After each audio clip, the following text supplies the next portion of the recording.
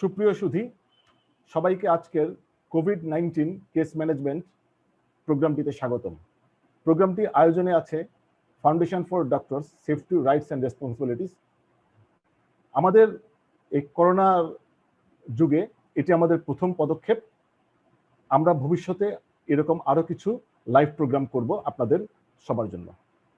আমাদের মাঝে আজকে উপস্থিত আছেন আমাদের প্রধান আলোচক অধ্যাপক রিদওয়ানুর রহমান, মেডিসিন ও সংক্রামক ব্যাধি বিশেষজ্ঞ, এবং তার সাথে প্যানেলিস্ট হিসাবে আছেন ডাক্তার ফজলে রাব্বি, মেডিসিনের সংক্রামক ব্যাধি বিশেষজ্ঞ, সহকারী অধ্যাপক বিএসএমইউ, এবং প্রফেসর সৈয়দ আতিকুল হক, মেডিসিন ও রিউমেটোলজি বিশেষজ্ঞ, বিএসএমইউ। আমি আমাদের আজকের অনুষ্ঠান সভাপতিত্ব ও সঞ্চালনের জন্য আমি আহ্বান জানাচ্ছি অধ্যাপক ডক্টর আবুল হাসনাত মিল্টন স্যারকে। আমি এখন আহ্বান জানাচ্ছি আজকের অনুষ্ঠানের সভাপতিত্ব ও সঞ্চালনা করার জন্য অধ্যাপক ডক্টর আবুল হাসনাত মিল্টনকে। হ্যাঁ, ধন্যবাদ এহসান ভাই। আমাদের অনেকেই যোগদান করেছেন জুমে, ইউটিউবে এবং ফেসবুক লাইভে। সবাইকে স্বাগতম। আজকের করোনা পরিস্থিতিতে আমাদের সামনে বাংলাদেশের চিকিৎসক এবং স্বাস্থ্যকর্মীরা যে সাহসের সাথে লড়াইটা চালিয়ে যাচ্ছেন, তাদের অভিনন্দন জানিয়ে তারা যেন আরো বেশি সমৃদ্ধ হয়ে জ্ঞানে এবং দক্ষতায় এই লড়াইটি চালাতে পারেন, তার জন্য foundation for doctor safety rights and responsibilities FDSR এর পক্ষ থেকে আমাদের এই আয়োজন। আমরা আজকে আয়োজন করছি কোভিড কেস ম্যানেজমেন্টের উপরে, এবং আমাদের পরবর্তী আয়োজনটি থাকবে বিশেষ করে যারা আইসিইউতে কাজ করেন, পালমোলজিস্ট এবং ইন্টারভেনশনিস্ট, তাদের জন্য আমাদের নিউ ইয়র্ক থেকে আমাদের সাথে যোগ দেবেন অধ্যাপক তাজবিরুল ইসলাম।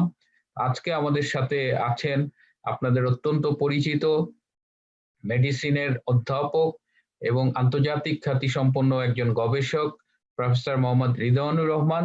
তিনি আজকে মূল লেকচারটি দেবেন এবং আমাদের সাথে প্যানেলিস্ট হিসেবে উপস্থিত থাকবেন আমাদের অত্যন্ত শ্রদ্ধেয় শিক্ষক, আপনারা সবাই চেনেন, রিউমাটোলজিস্ট হিসেবে তিনি অত্যন্ত পরিচিত এবং এশিয়া প্যাসিফিক অঞ্চলের রিউমেটোলজিস্টদের অ্যাসোসিয়েশনের বর্তমান সভাপতির দায়িত্ব পালন করছেন অধ্যাপক সৈয়দ আতিকুল হক স্যার।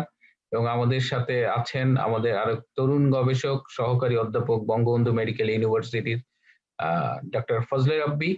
তো আমাদের এই রিদওয়ান স্যার আমাদের লেকচারটা শুরু করার আগে আমাদের সংগঠনের পক্ষ থেকে একটা সংক্ষিপ্ত বক্তব্য দেবেন আমাদের সংগঠনের সম্মানিত মহাসচিব ডক্টর শেখ আব্দুল্লাহ আল মামুন।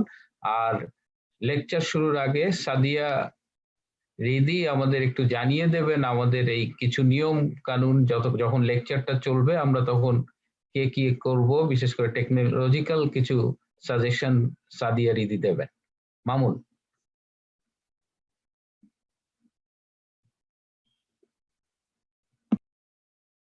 ধন্যবাদ। আসলে সবাই অপেক্ষা করছেন আমাদের শ্রদ্ধেয় শিক্ষক রিদওয়ান স্যারের বক্তব্য শোনার জন্য এবং তার উপরে আতিক স্যারের অবজারভেশনের জন্য।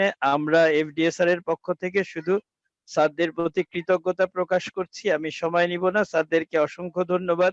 এবং আমাদের এই আয়োজনটা আজকে শুরু হবে, ভবিষ্যতেও স্যাররা থাকবেন, দিক নির্দেশনা দিবেন। যেহেতু জাতীয় পর্যায়ে আমরা দেখছি চরম সমন্বয়হীনতা, আমাদের এভাবেই সব দিক থেকে সবার লেভেল থেকে আমরা চাইবো এটাকে কিভাবে পুষিয়ে নেওয়া যায়, সেই জন্যই এই আজকের এই উদ্যোগটা। আমি আবারও স্যারদেরকে আমাদের সংগঠনের পক্ষ থেকে আন্তরিক কৃতজ্ঞতা এবং ধন্যবাদ জানিয়ে আমি মূল অনুষ্ঠানে চলে যাওয়ার জন্য আমি সঞ্চালককে অনুরোধ জানাচ্ছি। মামুন। রিদি, আপনি একটু কাইন্ডলি যদি জানিয়ে দেন নিয়মগুলো। আর ইতিমধ্যে একটা কমেন্ট এসেছে স্বাস্থ্য টিভি থেকে, ইউটিউব লিংক জানতে চেয়েছে, আপনারা যদি একটু কেউ আনসার করেন।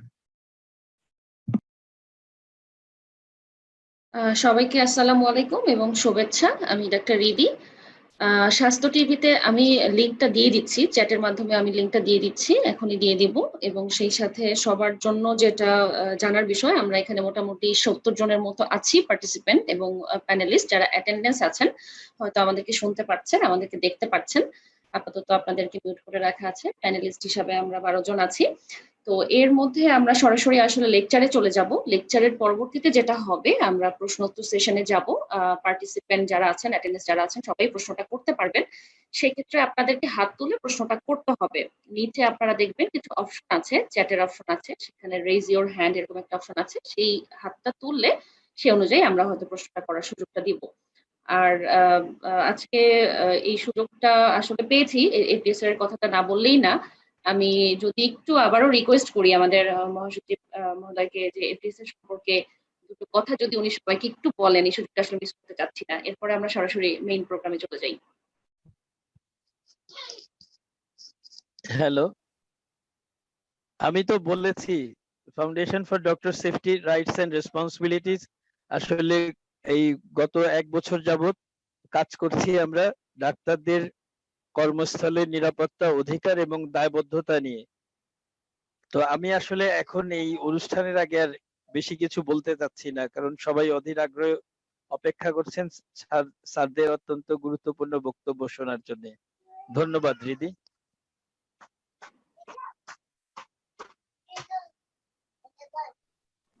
মিল্টন, আমরা মনে হয় সরাসরি প্রোগ্রামে চলে যাই।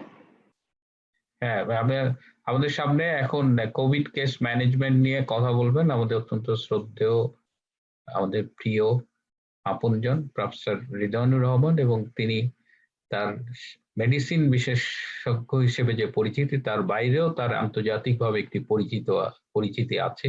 যে সংক্রামক ব্যাধি নিয়ে তার অনেক কাজ রয়েছে, গবেষণা রয়েছে, এবং এবারেও আমরা দেখেছি যে বাংলাদেশে করোনা পরিস্থিতিতে বিশেষ করে চিকিৎসা কেমন করে দেওয়া হবে তা নিয়ে তিনি বরাবরই সোচ্চার, এবং আমরা তাকে মূল ধারায় দেখবার জন্য মিডিয়ার মাধ্যমে বিভিন্নভাবে বলেছিলাম।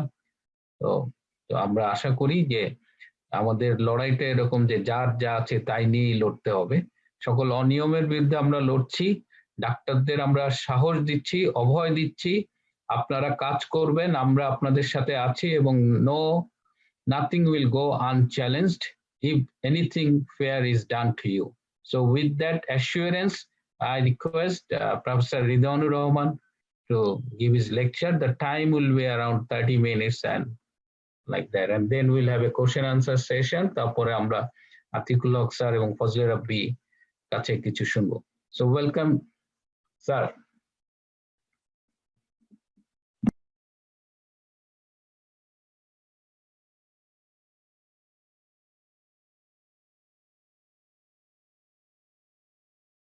স্যারকে আনমিউট করে দাও রিদি, স্যারকে আনমিউট করো।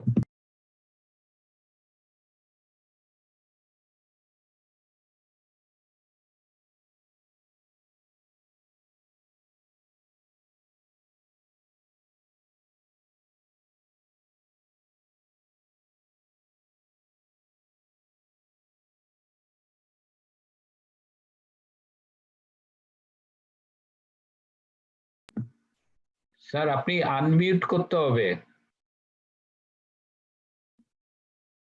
এটা উপরের দিকে ডান দিকে। হ্যাঁ, ইটস ওকে, এবার শোনা যায়। আচ্ছা, শোনা যায়? হ্যালো, ওকে, জি স্যার, শোনা যাচ্ছে। Thank you very much.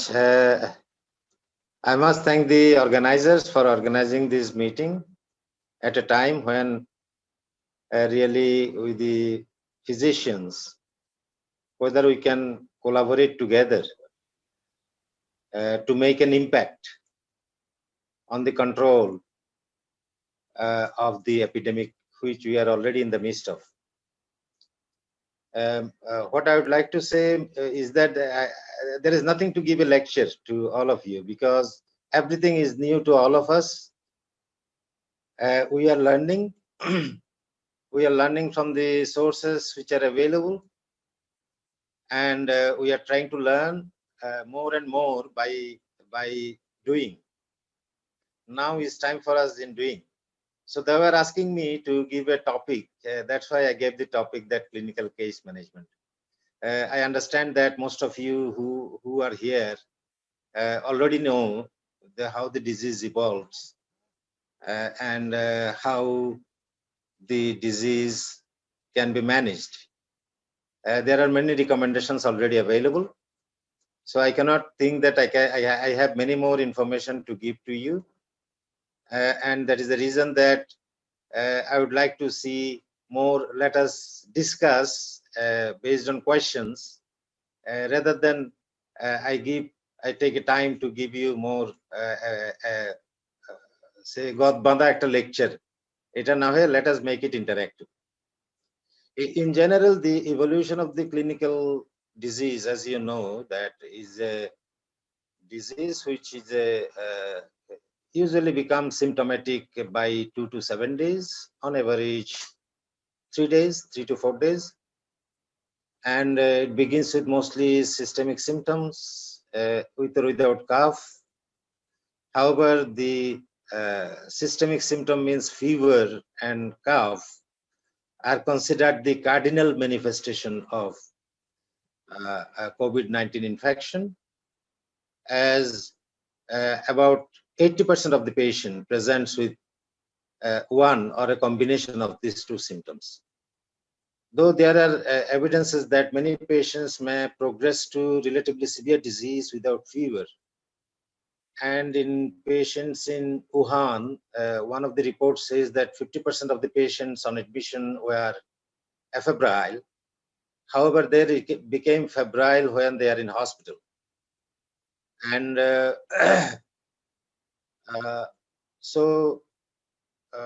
and the manifestation of the disease has become so varied that it can affect any or every organ system in the body, from the skin to the bones. And the manifestation is also varied. So some of the patient may be lacking the primary cardinal features of fever and cough, but they can present with manifestation in any organ system in the body. And that is the reason that in a declining case numbers in Australia, they have started a new way of detection, that any symptom less than 7 days, they are testing for COVID. Whether this is abdominal pain, whether this is diarrhea, whether it is loss of taste, whether it is even altered sensorium, or whatever it is, because they have found cases which lacks the cardinal features. So this says that we are now in the midst of epidemic, and we have large number of cases in the country. The detections are only tip of the iceberg. It depends on the capacity we have. So the detection is mostly from the areas around the diagnostic services. Redat sir, আমি একটু interfere করতে পারি, খুবই sorry. হ্যাঁ, sure. আসলে আমরা এখানে যারা আছি অ্যাটেন্ডেন্স মোটামুটি 100-র কাছাকাছি আছে, এবং এর বাইরেতে ইউটিউব লাইভে যাচ্ছে, তো ডাক্তারদের জন্য না আর কি, সাধারণ মানুষ, সাধারণ জনগণের জন্য আপনি যদি একটু বাংলায় বলতেন কষ্ট করে, তাহলে সবার জন্য একটু ভালো হতো। Sorry sir. না, কিন্তু কেস ম্যানেজমেন্ট বললে তো এটা সাধারণের জন্য হবে না, এটা শুধু ডাক্তারদের জন্য হবে। তারপরেও এটা ইউটিউবে যাচ্ছে, তো সবাই মানে সব ধরনের দর্শক শ্রোতা আপনাদেরকে তো সবাই শুনতে চায়, দেখতে চায় আর কি। সবার জন্যই আমরা আজকে প্রোগ্রামটা রাখছি আর কি। তো একটু যদি বাংলায় বলতে পারেন। Thank you sir, thank you. Okay, thank you. না, যেটা বলছিলাম যে লক্ষণগুলা সাধারণের জন্য হলে আমরা আশা করি যেটা জ্বর ভাব, শরীর ব্যথা, গলা ব্যথা, কাশি, এর মধ্যে দুইটা মেইন লক্ষণ হচ্ছে জ্বর এবং কাশি। তাহলে এই দুইটা যাদেরই আছে এখন সন্দেহ করতে হবে। আমরা গতকালকে যে কিছু রিপোর্ট আমি ফেসবুকে শেয়ার করেছি, ওখানে দেখা গেল যে more than in one district like Gazipur 68% যেটা টেস্ট করেছে তার মধ্যে পজিটিভ রেজাল্ট এসেছে। এটার মানে হচ্ছে ওরা পজিটিভ যেগুলো টেস্ট করেছে এগুলা are likely to be patient with cough and fever. জ্বর এবং কাশি নিয়ে যাদেরকে টেস্ট করেছে ওরা হওয়ার কথা, সাথে হয়তো কিছু কন্ট্যাক্ট হতে পারে। সে যাই হোক, দি পজিটিভিটি রেটটা অনেক বেশি। এটা সাজেস্ট করছে যে আমার এখন সময় এসে গেছে যে যেগুলাই সর্দি কাশি জ্বর হবে ওদেরকে যদি আমরা টেস্ট করতে না পারি, ওদেরকে কোভিড হিসাবে ক্লিনিক্যাল কেস ম্যানেজমেন্ট দিতে হবে। এই জিনিসটাকে বলে ক্লিনিক্যাল কেস ডেফিনেশন।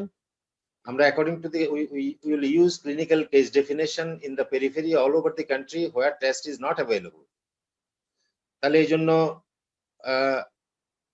আমাদের চিকিৎসকদেরকে খুব সচেতন হয়ে যেতে হবে। অ্যাপার্ট ফ্রম টাইপিক্যাল সিমটমস, যেহেতু কেস নাম্বার বেশি হবে, আমরা অনেক অ্যাটাইপিক্যাল প্রেজেন্টেশনও দেখতে থাকবো। যেসব অ্যাটাইপিক্যাল প্রেজেন্টেশন গুলা কোনো স্পেসিফিক ডায়াগনোসিস করা যাচ্ছে না, ওই রোগীগুলাকে সবগুলাকে কোভিড টেস্ট করতে হবে if you have capacity to do that test. এটা হচ্ছে কেস ডায়াগনোসিসের জন্য। এবং এর পরবর্তীতে যেটা ম্যানেজমেন্ট, মাঝামাঝি প্রথম ইউজুয়ালি 3 থেকে 4 দিন রোগীরা এরকম সিমটম নিয়ে থেকে যায়, 5-6 দিনের মধ্যে ওদের কাশিটা একটু বেশি হয়ে যায়, একটু শ্বাসকষ্ট শুরু হয়। এটা ইউজুয়ালি অন এভারেজ 6 দিনের দিন, এবং রোগীরা সাধারণত হাসপাতালে ভর্তি হয় 8 দিনের দিন, এবং রোগীরা সাধারণত আইসিইউতে যায়। এগুলো সব এভারেজ ডেট না, আবার বলছি 10 দিনের দিন। তাহলে এই রোগীগুলাকে আমরা, যেহেতু আমাদের দেশে আমরা ভেন্টিলেটর দিয়ে বেশি রোগী বাঁচাতে পারবো, এটা আশা করার কোনো কারণ নেই।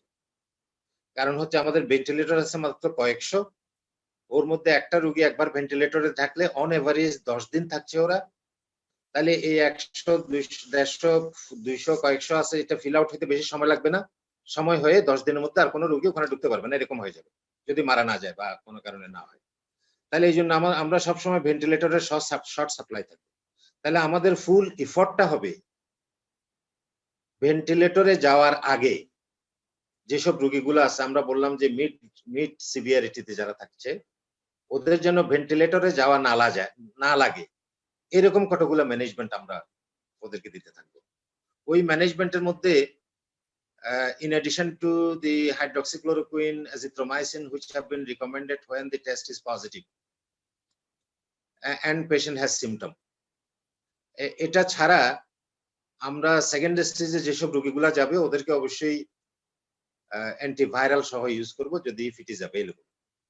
So favipiravir has become available in Bangladesh in the government sector.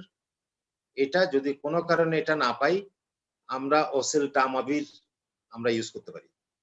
যদিও আমি জানি যে এটার কোনো ওষুধ যেগুলোর নাম বলছি, ক্লোরোকুইন থেকে, এজিথ্রোমাইসিন থেকে, এগুলার কোনো প্রমাণ নেই।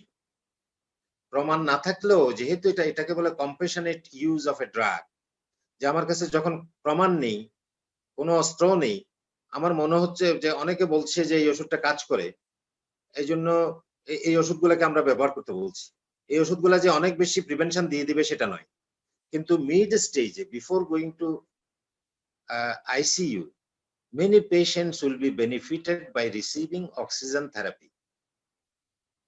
এই অক্সিজেন থেরাপিটাকে আমাদেরকে টেইলর্ড করতে হবে এবং অপটিমাল টাইমে এটা শুরু করতে হবে। করার পরে যেহেতু আমাদের শুধু নেজাল প্রং, যেটা আমরা ইউজুয়ালি ইউজ করি, ওটা দিয়ে 4 to 6 লিটারের বেশি অক্সিজেন দেওয়া সম্ভব নয়।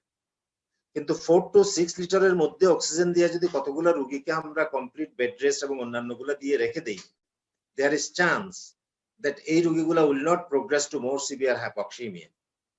এবং এই কারণে এটা দিয়েই আমরা মনে করতে পারি যে হয়তো 1% রোগী থাকবে যাদেরকে শুধুমাত্র অক্সিজেন দিয়ে আমরা ওদেরকে ফিরায় আনতে পারবো, ওরা আর ভেন্টিলেটর পর্যন্ত যাবে না। ঠিক একইভাবে যখন এটা তো হচ্ছে না, তখন বিকল্প যেসব পদ্ধতিগুলো আছে, নন ইনভেসিভ ভেন্টিলেশন, সেটাও সব জায়গায় নেই এবং থাকবে না আমরা যতটুকু আশা করি। তাহলে যদি কারো থেকে থাকে যে হাই ফ্লো নেজাল ক্যানুলা, ওটা দিয়ে দিলে up to 15 litre oxygen can be delivered to the spaces. এরপরে যদি সিপ্যাপ, প্রেফারেবলি যদি কোনো কারণে সিপ্যাপ না পেয়ে যদি বাইপ্যাপ থাকে, that can also be used. এবং এগুলা পটেনশিয়ালি অ্যারোসল জেনারেটিং, পটেনশিয়ালি ইনফেক্টিং, এটার জন্য অ্যাপ্রোপ্রিয়েট ওরকম লেমিনার ফ্লো রুম এবং এক্সস্টিং রুম না থাকলে ইজ রিস্কি। কিন্তু যেহেতু আমাদের অনেকগুলো রোগী মারা যাবে যদি আমরা এগুলো ব্যবহার করতে না পারি, তাহলে এখানে আমরা কিছুটা চিকিৎসকরা কিছুটা রিস্ক আমরা অ্যাকসেপ্ট করব টু সেভ সাম পেশেন্টস। তাহলে এই রিস্কের মধ্যে হচ্ছে আমার ফুল পিপিতে এটার ডন এন্ড ডফ থেকে শুরু করে আমরা এমন ভাবে ফুললি শতভাগ complying to the effective use of a PPE এটা ব্যবহার করে এই পার্টিকুলার রোগীগুলো, এটা হচ্ছে আর 1 থেকে 2% হতে পারে যাদেরকে নন ইনভেসিভ ভেন্টিলেশন বা হাই ফ্লো অক্সিজেন দিয়ে আমরা ভেন্টিলেটরে যাওয়া থেকে প্রিভেন্ট করতে পারি। তাহলে যারা ভেন্টিলেটরে যাবে আমাকে ধরে নিতে হবে যে বেশিরভাগ রোগী ওখানে মারা যাবে, কারণ এটা ইতালিতে 86% পর্যন্ত 78% 86% এরকম রেট আছে ইন সাম হসপিটালস। ইউকে তে এখনো এভারেজ রেট হচ্ছে 50% mortality despite anybody among patients who are going to ventilators। তাহলে আমরা ভেন্টিলেটরের চিন্তা যেখানে আছে কয়েকটা জায়গা ছাড়া আমরা এটাকে আর ধরতেছি না, আমরা নন ইনভেসিভ এবং যেখানে ভেন্টিলেশন নেই সেখানে আমরা ইউজ করতে চেষ্টা করি। Systemic steroid has been recommended for stage 2B, মানে মিডল স্টেজের যাদের মধ্যে মনে করেন যে শুধুমাত্র অক্সিজেন দিয়ে পালস অক্সিমেট্রিতে 90% এর বেশি অক্সিজেন স্যাচুরেশন দেওয়া সম্ভব হচ্ছে না। আমার মনে হয় যে যেহেতু আমরা ভেন্টিলেটর নেই, এই জন্য যাদের ভেন্টিলেটর আছে ওরা যেভাবে স্টেরয়েড ইউজ করতেছে আমরা হচ্ছে একটু ভেরিয়েশন করব to give some patients chance that they do not go to the ventilators। এই জন্য আমি বলবো যে স্টেজ 2B মানে those who are hypoxemic and refractory to nasal cannula oxygen delivery up to 6 liters per minute, they are candidate for receiving the systemic steroid. Systemic steroid can be given as dexamethasone or as methylprednisolone. So it will be preferable to go with methylprednisolone because of its lack of mineralocorticoid side effects.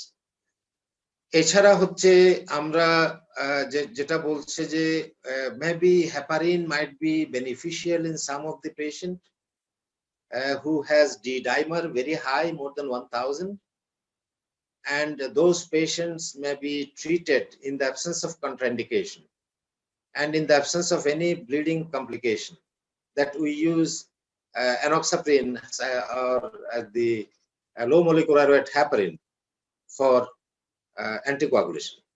Because despite being a consumptive coagulopathy of DIC, these patients are showing endothelial injury and thromboembolism, which is mostly affecting the lungs. For example, the cause of deterioration of Dr. Moin could be due to pulmonary thromboembolism, যেখানে ওরা there was sudden deterioration of oxygen saturation to 25%. তাহলে এইসব রোগীগুলোকে আমাদেরকে choose করতে হবে, সবাইকে একদম ঢালাও ভাবে নয়। আমরা কতগুলো রোগীকে চুজ করব। ডি-ডাইমার আমি জানি যে আমরা সব জায়গায় করতে পারবো না, আমরা তারপরও we use CRP. Very high CRP is predictive of poor outcome, requirement of ventilators. Maybe very high procalcitonin, and also maybe we could use other transaminasemia and a very sick patient depending on. So pulse oximeter should be widely used to capture patients who have hypoxemia, and especially the elderly patients may not look at all dyspneic, but they are hypoxemic, 60% oxygen saturation এটাতে চলে যেতে পারে। তাহলে ওই রোগীগুলোর জন্য, elderly পেশেন্টের জন্য silent হাইপক্সিমিয়া is a risk. এই জন্য ইমার্জেন্সিতে যারা যেসব রোগীগুলো আসবে সবাইকেই যেন আমরা পালস অক্সিমিটার দিয়েও আমরা মেজার করি, পেরিওডিক্যালি টেস্ট করি, রিপিটেডলি টেস্ট করি অ্যান্ড মেক ইট অ্যাভেলেবল। এবং যেখানে যেখানে যেসব জায়গাগুলোতে ভেন্টিলেটর আছে আমরা দেখছি যে ইটালি, ইউএস এবং যেসব জায়গায় লার্জ ইনফ্লো অফ পেশেন্ট হয়েছে ওরা একটা ভেন্টিলেটর দিয়ে 3টা-4টা পেশেন্টকে পর্যন্ত মেনটেন করেছে with intermittent giving to multiple patients. তাহলে ভবিষ্যতে যদি আমরা যেখানে ভেন্টিলেটর অ্যাভেলেবল আছে ওখানে ওইসব জিনিসগুলো চিন্তা করতে হবে। আর হচ্ছে আরো যেগুলা অ্যান্টিভাইরাল এবং লাইক রেমডেসিভির, এটা তো আমার দেশে পাওয়া যায় না, এই জন্য আমরা এটা ব্যবহার করব আশা করতে পারছি না। যদি ভবিষ্যতে আসে ওটা আমরা ইউজ করব। আরেকটা ইউজ আমরা করতে পারি সেটা হচ্ছে টসিলিজুম্যাব, এটা আমার দেশে পাওয়া যায় যদিও এক্সপেন্সিভ। ওই জিনিসটা বলে যে it may counteract the cytokine storm. So the main way of detecting cytokine storm is elevated levels of IL-6. IL-6 আমরা ডেমনস্ট্রেট করতে পারবো না আমাদের রোগীদের মধ্যে, তাহলে আমরা clinical equivalent of cytokine storm will be patient despite non-invasive ventilation cannot be maintained oxygenation. Those are the patients who will be suitable for receiving tocilizumab in the absence of laboratory. তাহলে আমাদেরকে এরকম clinical judgement করে অনেকগুলো ওষুধকে timing করতে হবে। Timing is important, যে এটা যদি অনেক দেরি হয়ে গেলে সব পেশেন্ট রিভার্সিবল হয়ে যাচ্ছে, তখন গিয়ে যদি আমি এগুলো অ্যাপ্লাই করি we may not get the effect of it. তাহলে এই টাইমিংটার জন্য কোনো একদম ক্লিয়ার ইউনিভার্সাল গাইডেন্স দেওয়া সম্ভব নয়। This will be the judgment of the attending physician who will decide when to apply which medication and in which ways. So আর যেগুলা symptomatic management, home management এগুলা তো আর very relatively simple. তাইলে আমরা এরকম একটা অনিশ্চয়তার মধ্যে, একদম সম্পূর্ণ অনিশ্চয়তা, কোন ওষুধ দিচ্ছি যে এগুলা কাজ করে কিনা সেটাও জানি না, এরকম কতগুলো ওষুধ ব্যবহার করে, তারপরও যেহেতু আমরা যুদ্ধের মধ্যে ঢুকে গেছি, আমরা ফ্রন্ট লাইন ফাইটার, আমরা কোনো I will leave no stone unturned to save our patients. হ্যাঁ, এটার জন্য অক্সিজেন যাদের যেখানে আছে ওগুলা খুব ভালোভাবে জোগাড় করে নেন এবং সিলিন্ডার ফুল করে রাখেন যেভাবে করা সম্ভব। আরেকটা বলবো যে ক্লিনিক্যাল পয়েন্ট অফ ভিউ থেকে, যে আমরা শুধু রোগী, যেহেতু আমরা রোগী ম্যানেজ করে ভেন্টিলেটর দিতে না পারলে তো বাঁচাতে পারবো, তাহলে আমাদেরকে রোল প্লে করতে হবে টু ইন্টারাপ্ট দি ট্রান্সমিশন। এই টু ইন্টারাপ্ট দি ট্রান্সমিশন করতে গিয়ে we need to broaden our clinical diagnosis, যেখানে অনেকগুলা রোগী non COVID but they will be put to isolation. এই জিনিসটা আমাদেরকে মেনে নিতে হবে, বিকজ আমরা যেহেতু টেস্টও করতে পারছি না, এটা বাস্তবতা যে টেস্ট আমি করতে পারছি না, আমি 2000-2500 উপরে যেতে পারবো না। যদি এমন হতো যে আমার টেস্ট ক্যাপাসিটি 20,000 উপরে চলে যেতে পারছে, তাহলে র্যাপিডলি আমরা টেস্ট করে অনেকগুলো কম রোগীকে আইসোলেশন করলে চলতো। এখন কিন্তু আমাদেরকে অনেক বেশি রোগীকে আইসোলেশনে নিয়ে যেতে হবে, যেহেতু ওরা we cannot test them that they do not have Covid. এই জন্য আমি মনে করি যে উপজেলা থেকে শুরু করে সব হাসপাতালগুলোর একটা পোর্শন অথবা বিগার পোর্শন যেটা আছে এটাকে আমাদেরকে কোভিড করতে ফেলতে হবে। আমরা প্রথমে চাচ্ছিলাম যে একই হাসপাতালে কোভিড নন কোভিড না হোক, সেটা উপজেলায় সম্ভব কিনা আমি জানি না। যতক্ষণ পর্যন্ত আমরা ফিল্ড হসপিটাল না করছি, ফিল্ড হসপিটাল করাটা এখন একটা জরুরি দায়িত্ব হয়ে গেছে দেশের জন্য। আমরা নাইলে মানুষকে আইসোলেট করতে পারবো না। গ্রামে গঞ্জে কিন্তু আমরা যতই বলি যে একটা আলাদা রুম বাথরুম সহ আপনি ম্যানেজ করেন, এটা কিন্তু বাংলাদেশের শতকরা 20 ভাগের বেশি লোকের পক্ষে এটা সম্ভব নয়। তাহলে 80 ভাগ লোককে আমাদেরকে ইনস্টিটিউশনাল কোয়ারেন্টাইনে আনার প্ল্যান করতে হবে। এই ইনস্টিটিউশনাল কোয়ারেন্টাইনের প্ল্যান হচ্ছে আমাদেরকে ফিল্ড হসপিটাল করতে হবে। তাহলে আমার চিকিৎসকরা যারা ফ্রন্ট লাইনে আছে, ওরা they will broaden their case suspicion of COVID beyond cough and fever only, and they will put them to quarantine till a test result is available. কোয়ারেন্টাইনে যখন পুট করছি তখন আমরা দুই গ্রুপ করব, ওখানে একটা রেড গ্রুপ এবং একটা ইয়েলো গ্রুপ। রেড গ্রুপ মানে very likely to be Covid, yellow হচ্ছে মানে less likely to be Covid but they are suspect for Covid. এটা করার দরকার এই জন্য যে রেড এর মধ্যে কিছু লোক গিয়ে যেন ওরা নন কোভিড ছিল, ওরা কোভিড হয় না। তাহলে এই সম্ভাবনাটা কমানোর জন্য হাইলি সাসপেক্ট কোভিডদেরকে রেড করে, লেস সাসপেক্ট কোভিডদেরকে ইয়েলো করে আমাদেরকে আইসোলেশনটা প্ল্যান করতে হবে in the hospital or in the field hospital. তো আমি অনেক লম্বা কথা বলে ফেলতেছি, আমি আর বলবো না। এখন আপনারা আমাকে প্রশ্ন করেন বা আমরা let us go for discussion. Thank you very much. Thank you sir, মানে অনেক ইম্পর্টেন্ট কথা বললেন। এবং মানে যে কোনো এপিডেমিকে যখন টেস্ট ফ্যাসিলিটিস না থাকে তখন একটা মাস্ট দায়িত্ব হয়ে যায় একটা ফিল্ড ডেফিনেশন বা অপারেশনাল ডেফিনেশন বা আপনি যেটাকে বললেন ক্লিনিক্যাল ডেফিনেশন করার, সেইটা কিন্তু মিসিং। আমরা যে আমাদের ডাক্তারদের বলবো যে উইদাউট টেস্টিং ফ্যাসিলিটিস তুমি এই সাসপেক্টেড করোনা কেস যদি এইভাবেও বলি তাকে এই ম্যানেজমেন্ট দাও, এই গাইডলাইন গুলো রিটেন থাকা দরকার ছিল। এবং এই কাজটা ছিল ফেব্রুয়ারি মাসের কাজ। আমরা মানে এপ্রিলের 20 তারিখে এসে মানে কোনো কুল কিনারা দেখতেছি না। তো আমি মানে এফডিএসআরও হেল্প করবে, আপনার গাইডেন্স পেলে আমরা একটা ক্লিনিক্যাল ডেফিনেশন ইন রিটেন করে আমরা এই আপনি যে কথাগুলো বললেন আমরা এইগুলো লিখে আমরা দরকার হলে যে আমাদের যে টেকনিক্যাল কমিটি আছে ডিজি অফিসে বা টাস্ক ফোর্স আছে আমরা সেখানেও এগুলো ফরওয়ার্ড করতে পারি যাতে ওয়াইডার সার্কুলেশন হয়। তো এখানে কিছু প্রশ্ন আসছে স্যার। আচ্ছা আমি ওটার একটু উত্তর দিই আপনাকে। হ্যালো হ্যালো, আমি কি আমাকে শুনতে পাচ্ছেন? জি। একটা উত্তর হচ্ছে এই গাইডটা চার্টটা কিন্তু আমরা করে ফেলেছি অলরেডি। করে আমরা দিয়েছি, এটা হচ্ছে আমার সোসাইটির যে সেক্রেটারি জেনারেল, হি পারসুড যে উনি আপনি আমাকে দেন, আমি ওনাকে দিয়েছি। He is suppose to use this for training of telemedicine workers. তাহলে এটা যদি কোনো ইমেইল টিমেইল দেন আমি শেয়ার করতে পারি। আমরা এটা করে ফেলেছি for the outpatient without laboratory. কিভাবে ডায়াগনোস করবে, ওদেরকে কিভাবে ইয়েলো, রেড এবং গ্রিনে ভাগ করবে, ওই চার্টটা আমরা করেছি, করে দিয়েছি। এবং কাজ হয়ে গেছে, তাহলে আমরা ওইটা ডিসেমিনেট করতে পারি স্যার। আমাদের তো একটা বড় নেটওয়ার্ক আছে, তো এখানে একজন স্যার জানিয়েছে যে I am from Chattogram, doctor Arif Bachchu, academic coordinator, imperial hospital limited. উনি জানতে চেয়েছে যে chemo prophylaxis should start from when by a doctor. Okay, যেটা প্রথমে বলবো যে কেমো প্রোফাইল্যাক্সিসের জন্য যে রিকমেন্ডেশন গুলো আছে, this are not evidence based, this are expert opinion. The reason for giving prophylaxis is that the frontline health worker may be exposed to a large dose of the infecting virus compared to the community people who are often exposed to a small dose of the virus. So it has been found correlated that the large infecting dose is directly related to severe disease. And that is the reason that now we recommend, Bangladesh National Guideline recommends to use prophylaxis for all healthcare workers, frontline healthcare workers who are likely to be or potentially likely to be exposed to COVID cases. So anybody who is working in the COVID ward, the healthcare worker will receive hydroxychloroquine prophylaxis.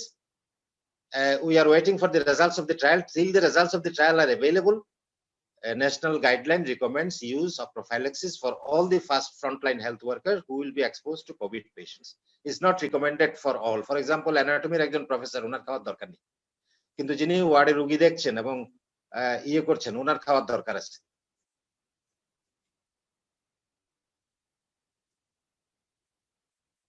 আমি শুনতে পাচ্ছি না। Next প্রশ্ন করেছেন মোহাম্মদ হাসান বা এরকম কিছু। অনেক ইনভেস্টিগেটর বলছেন যে থ্রম্বোটিক অ্যাক্টিভিটি বেড়ে যাচ্ছে কোভিড-19 ইনফেকশনে, এই বিষয়ে কোনো প্রিভেন্টিভ স্টেপ নেওয়া যেতে পারে কি?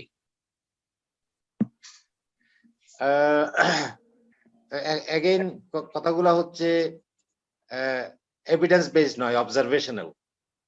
এই অবজারভেশনাল ডাটা বলতেছে যে অন্যান্য ক্ষেত্রে যেসব ডিআইসি গুলা হয় ওখানে কিন্তু পেশেন্ট প্রেজেন্টস উইথ ব্লিডিং। যদিও এটা disseminated intravascular coagulation, we do not clinically find features suggestive of disseminated coagulation. When we detect the cases clinically, they are already bleeding.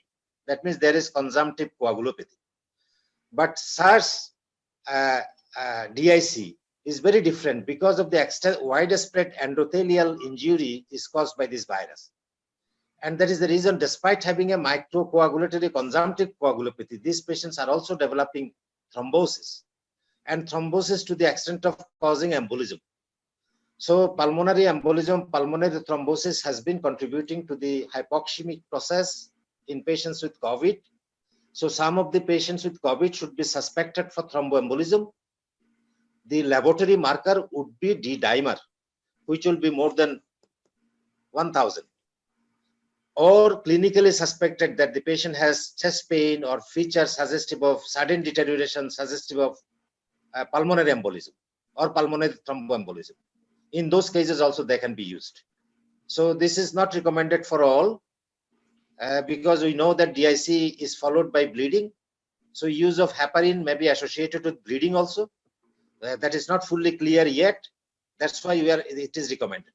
And the recommended heparin, low molecular weight heparin, will be in a little bit increased dose compared to the thromboprophylaxis for DBT. DBT যে আমরা যে অ্যানোক্সাপ্রিন দিচ্ছি 60 mg BID subcutaneously, এখানে 80 to 120 mg BID subcutaneously is recommended for possible thromboprophylaxis in patients with COVID-19. Thank you. আচ্ছা, এবার আরেকজন জানতে চেয়েছে, what is your opinion about development of hard immunity in Bangladesh? Again, there is confusion. It was expected. The scientists were expecting that this will be like dengue. Once there is infection, the people will be immune for life. But it has been seen that there are some cases which are where second time positive result have been detected. And in one study, it has been found to be almost 2%. So it raised question about conferring the total immunity. However, it is still widely believed that most of the patients who are expected will be immune. And in studying the antibody response, it is seen that in many patients, antibody is not developing. And the antibody tests are remaining negative despite having previous PCR positive. So in those cases also, it is creating doubt that whether this antibody response or antibody test positive is truly synonymous with immunity of the population. So both WHO and the CDC Atlanta, Dr. Fauci have raised concern that it will be too early to say that it will be a protective immunity. However, like all other, we expect that if it is not few 2%, 5%, more than 90% will become immune after the first infection. Thank you. Herd ইমিউনিটির herd immunity হচ্ছে যদি এটা immunity দিয়ে থাকে এবং পপুলেশনের মধ্যে যদি এটা কত ঠিক বলা যাবে না 70 to 80% যদি পপুলেশন যদি ইনফেক্টেড হয়ে যায়, এটা 60 to 80 অন এভারেজ 70 যদি হয়ে যায়, তাইলে হবে কি, মনে করেন আমার ইনফেকশনটা হয়ে গেল, আমি নন ইমিউন, আমার থেকে যার কাছে যাবে সেই ইমিউন, এরপরে যার কাছে যাবে সেই ইমিউন, তাহলে ইনফেকশনটা সমাজে ট্রান্সমিশন থাকবে না, আমার কাছ থেকে ডাই ডাউন হয়ে যাবে। এই জন্য যখন 80% population will be immune, 70 to 80% population will be immune, the transmission will be interrupted. এই জন্য বলতেছে যে হার্ড ইমিউনিটি যদি হয়ে যায়, this is one of the way how transmission can be interrupted. Apart from the Wuhan style, how they have done it, they have traced, tested, isolated, and eliminated the disease. But in hard immunity, it will be the immunity, because we could not test, trace, and isolate করতে পারছি না, তখন সব লোক infected হয়ে যাবে, এবং 70% লোক যখন ইনফেক্টেড হয়ে যাবে তখন ইনফেকশনটা আর একজন থেকে একজনে ট্রান্সমিশনটা থাকবে না, এবং হার্ড ইমিউনিটি হলে the disease will be interrupted.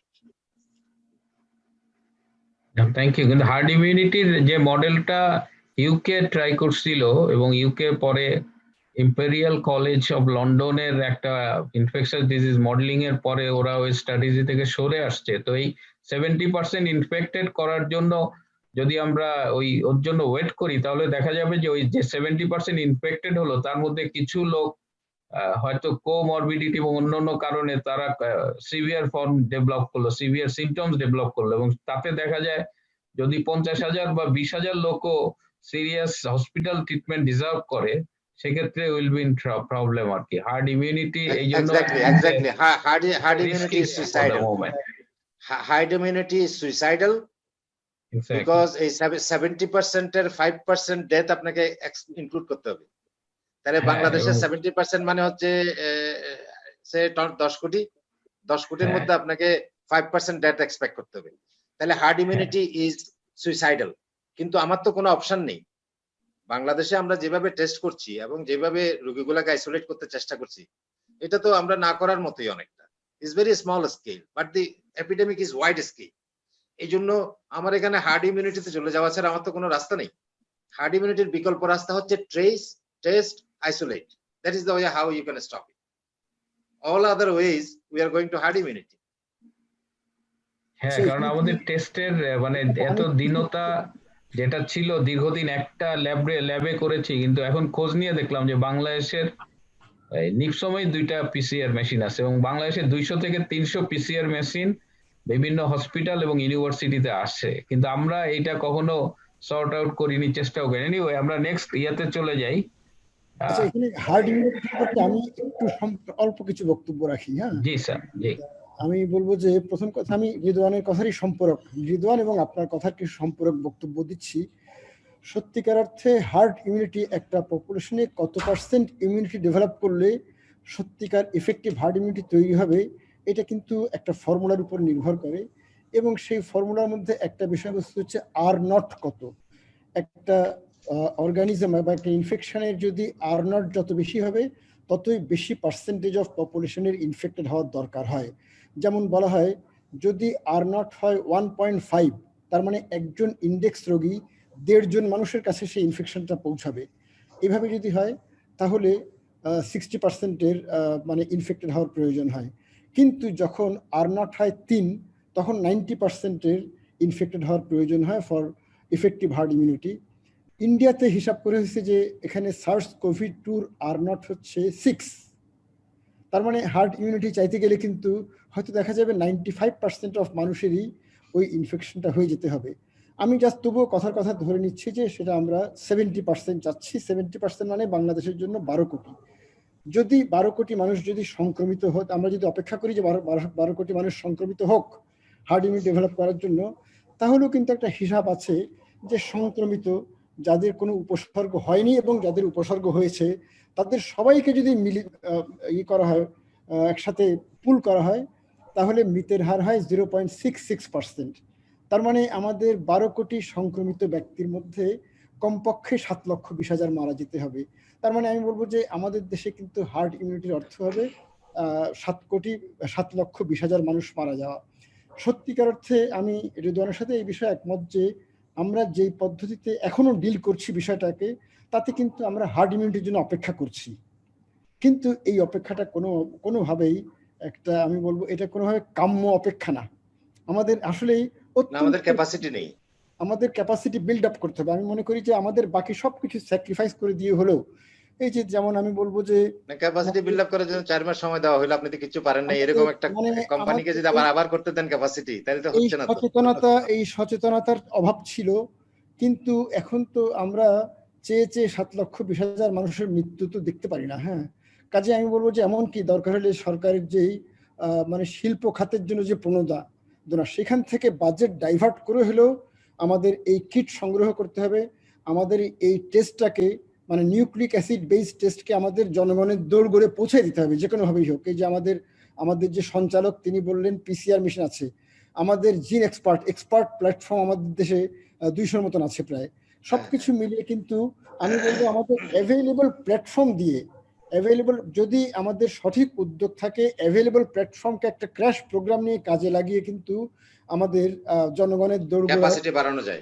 Capacity 10 দিনের মধ্যে দোরগোড়ায় পৌঁছানো সম্ভব। এটা এখানে অনেস্ট ইন্টেনশনের অভাব থাকার কারণে এটা হয় না এতদিন পর্যন্ত। অনেস্ট ওরা চাইছিল যে এক জায়গাতে আইডিসি আর কাউকে দিবে না, একাই করবে। সঠিক দিক নির্দেশনার অভাব ছিল, মেধার অভাবও কিছুটা কাজ করেছে, এই সব কিছু মিলেই হয়েছে এটা। অনেক ধন্যবাদ। মিল্টন ভাই, আমার একটা প্রশ্ন ছিল। মিল্টন ভাই আমার একটা প্রশ্ন ছিল। বলেন। আমার প্রশ্ন ছিল রেদওয়ান স্যারের কাছে। আমি একজন সাইকিয়াট্রিস্ট, সহকারী অধ্যাপক হিসেবে আছি। আমাদের দেশে এখন যে 26শে মার্চ থেকে এপ্রিলের এখন পর্যন্ত এই যে লকডাউন, সোশ্যাল ডিস্টেন্সিং চলতেছে, মানুষ ঘর থেকে বের হতে পারছে না, তাদের আর্থিক অবস্থা খারাপ হয়েছে, কর্মহীন হয়ে গেছে। সাধারণ মানুষের মধ্যে এই যে মানসিক ঝুঁকি, মানসিক চাপগুলো, একটা স্ট্রেসের লেভেল অনেক হাই হয়ে গেছে। এটা থেকে তারা অনেক ধরনের মানসিক সমস্যায় ভুগছে। আমার পাশের বাসায় একজন আমার কাছে কাউন্সিলিং নিচ্ছে, আমার কাছে ফোনে, আমি টেলিমেডিসিনে আমরা অনেক রোগীদের, মানসিক রোগীদের করছি। এই যে মানসিক চাপগুলো, এটা থেকে একটা বড় ধরনের সামনের দিকে এপিডেমিক আকারে আমার মনে হয় যে ডিপ্রেশনের সংখ্যা, রোগীর সংখ্যা বেড়ে যাবে। শুধুমাত্র আমরা যে কোভিড রোগীদের নিয়ে যে শারীরিক চিকিৎসার ব্যাপারটা, মেডিকেল ট্রিটমেন্টের ব্যাপারটা নিয়ে স্যার আমরা কথা বলছি, মানসিক রোগ নিয়েও কিন্তু কথা বলার একটা সময় এসে যাচ্ছে সামনের দিকে। আমার মনে হয় স্যার এই ব্যাপারটা যদি আপনারা একটু কনসিডার করতেন বা আমাদের উচ্চ মহলে এটা নিয়ে কথা বলতেন, যে আমাদের সাইকিয়াট্রিস্টদের বা মানসিক রোগ বিশেষজ্ঞদের এখানে একটা বিশেষ ভূমিকা আছে, যে মানসিক রোগীদের এগুলো ডায়াগনোসিস করা এবং সেগুলো প্রপার ট্রিটমেন্ট করা। না হলে সামনের দিকে আমরা অনেক সুইসাইডাল কেস পাবো, অনেক ডিপ্রেশন থেকে সুসাইড করবে, অনেকে দেখা যাবে, অনেকে আমরা ডিসএবিলিটি, ডেলি আমাদের যে কর্মহীনতা তৈরি হবে। Very true. এরকম ডিজাস্টারে যে সিরিয়াস সাইকিয়াট্রিক মরবিডিটি হয়, that has been proven most extensively following the Hurricane Katrina. So among the Katrina survivors who were exposed to Katrina, more than 38%, they detected PTSD and varieties of psychiatric disorders, which requires treatment. It's not the minor one. These require treatment, either counseling or, sorry, it's gone. আমরা আরেকটা দিন session করব ভাবছি, মানসিক এই মানে mental health নিয়ে ভাবছি আমরা একটা সেশন করব। তবে এখন ফিজিক্যালটা আগে বাঁচাইতে হবে, তারপর মেন্টাল দিতে হবে। হ্যাঁ, ওটা অনেক বড় আরেকটা ডিসকাশন। তো এখানে একজন জানতে চেয়েছে যে সিমটম থাকুক বা না থাকুক, বর্তমান প্রেক্ষাপটে কি ইউনিভার্সালি সোশ্যাল ডিস্টেন্সিং মেনে চলা দরকার? প্রশাসনিকভাবে উপজেলা বা ইউনিয়ন পর্যায়ে কি ধরনের প্রস্তুতি দরকার? ডক্টর এম এ হাসনাত জানতে চেয়েছে। না, এটা হচ্ছে জিনিসটা এমন হচ্ছে যে প্রায় আমার ধারণা যে 60 থেকে 70% লোক কিন্তু পুরা সোশ্যাল ডিস্টেন্সিং এবং লকডাউন এগুলো মেনে চলছে। এটা যারা মেনে চলছেন এরা হচ্ছে 30% বা 40% হতে পারে, বা আরো কমও হতে পারে। ওরাই কিন্তু আমরা ঘুরে ফিরে দেখছি, যারা মানতেছে ওদেরটা তো আমরা দেখছি না। এই জন্য যারা মানতেছে না, এটা কিন্তু কোনোদিন কোনো দুনিয়ার কোনো দেশে শতভাগকে মানানো সম্ভব নয়। তাহলে এই রেটটা যদি আমরা 90% কে যদি কমপ্লাই করাতে পারি, আমার কিন্তু ট্রান্সমিশন ইন্টারাপশন হয়ে যাবে। ইভেন 90 না, এটা লোয়ার দেন 90 হয়ে এটা 80% কে যদি আমরা কমপ্লাই করাতে পারি, তাহলে এটা হতে হবে। এটা এককভাবে সরকারের পক্ষে করা সম্ভব নয়। এটা আমাদেরকে জনগণকে প্রত্যেকে যেখান থেকে আছে, এটাকে বলে whole of the society approach, আমাদেরকে এটা ডিল করতে হবে। সমাজে প্রত্যেকটা ব্যক্তি একটা আর্মি হয়ে যাবে, ও কাউকে জড়ো হতে দিবে না, ও মাস্ক ছাড়া হাঁটতে দিবে না, ও অন্যান্য গুলা যেখানে আছে হ্যান্ড ওয়াশিং প্রমোট করবে, সোশ্যাল ডিস্টেন্সিং প্রমোট করবে। এগুলো সবাই মিলা করলেই শুধু সম্ভব, না করলে তো আমরা হার্ড ইমিউনিটির দিকে আছে, রাস্তায় আছে। এখানে আমি কি একটু যোগ করব?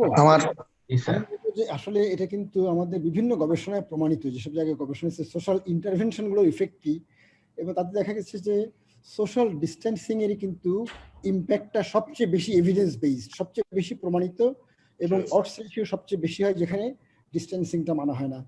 এবং এটা কিন্তু আমাদের যে কোনোভাবেই হোক এনফোর্স করতেই হবে, এটা ছাড়া আমাদের উপায় নেই। এটা ছাড়া আমাদের ওই যেটা রিদওয়ান বললো, আমাদের ওই হার্ড ইমিউনিটির জন্য অপেক্ষা করতে হবে, মানে আমাদের সবের মিছিল দেখতে হবে। স্যার, মডেলিং বলছে যে 70% পর্যন্ত সোশ্যাল ডিস্টেন্সিং এ এই ইন্টারাপশন বাড়তে মানে হবে না, ডিজিজ ট্রান্সমিশন বাড়বে। 80% এ গেলেই এটা ইফেক্টিভ হবে, 90% হইলে খুবই ভালো হয়। আবার এটা কার্যকারিতা কিন্তু সব ধরনের ইন্টারভেনশনের মধ্যে এইটারই কার্যকারিতা সবচেয়ে বেশি।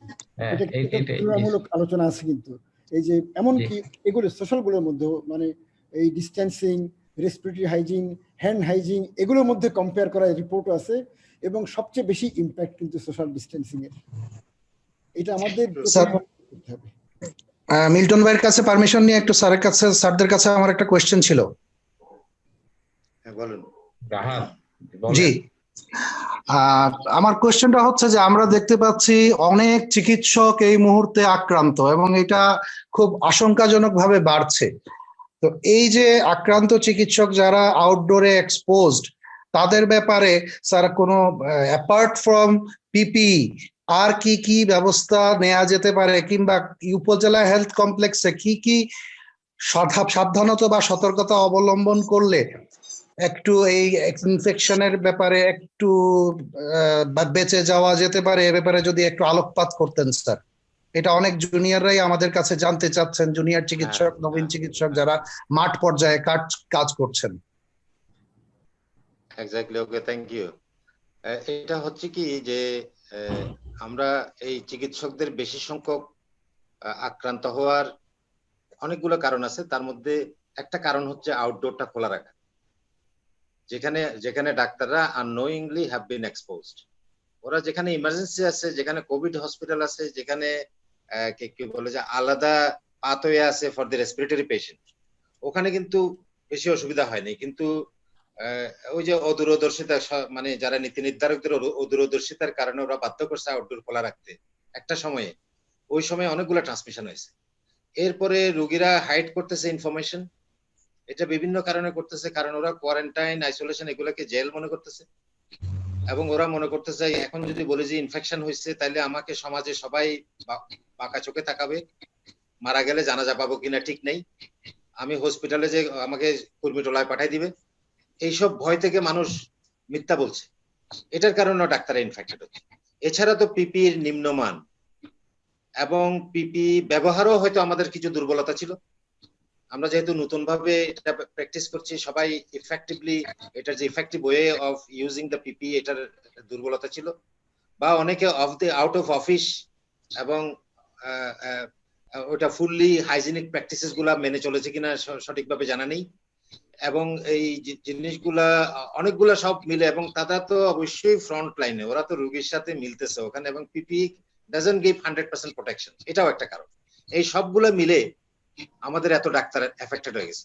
এখন আমাদের দায়িত্ব হচ্ছে আমরা পিপি ছাড়া কোনো রোগী হ্যান্ডেল করবো না, ওয়েদার কোভিড নন কোভিড কিছু আসে যায় না। যারা ইমার্জেন্সিতে আসবে, যেহেতু আউটডোর তো নেই, আসে হচ্ছে টেলিমেডিসিন আর ইমার্জেন্সি, তাহলে ইমার্জেন্সিতে ট্রাইজ করবো, ট্রাইজ করে ওদেরকে একজন একজন করে দেখবো, 3 ফিট ডিস্টেন্স থেকে হিস্ট্রি নেবো, হিস্ট্রি নিয়ে আইডেন্টিফাই করে পিপি পরে আমরা সব স্টাফ পিপি করে, যদি আমরা ইফেক্টিভলি পিপি যে সতর্কতাগুলো আছে সেগুলো মেনে ইন দা মানে অন দি অফিস আর আউট অফ অফিস সব হাইজিন গুলা যদি আমরা মেনে চলি, আমাদের কিছুটা কম হওয়ার সম্ভাবনা আছে ভবিষ্যতে।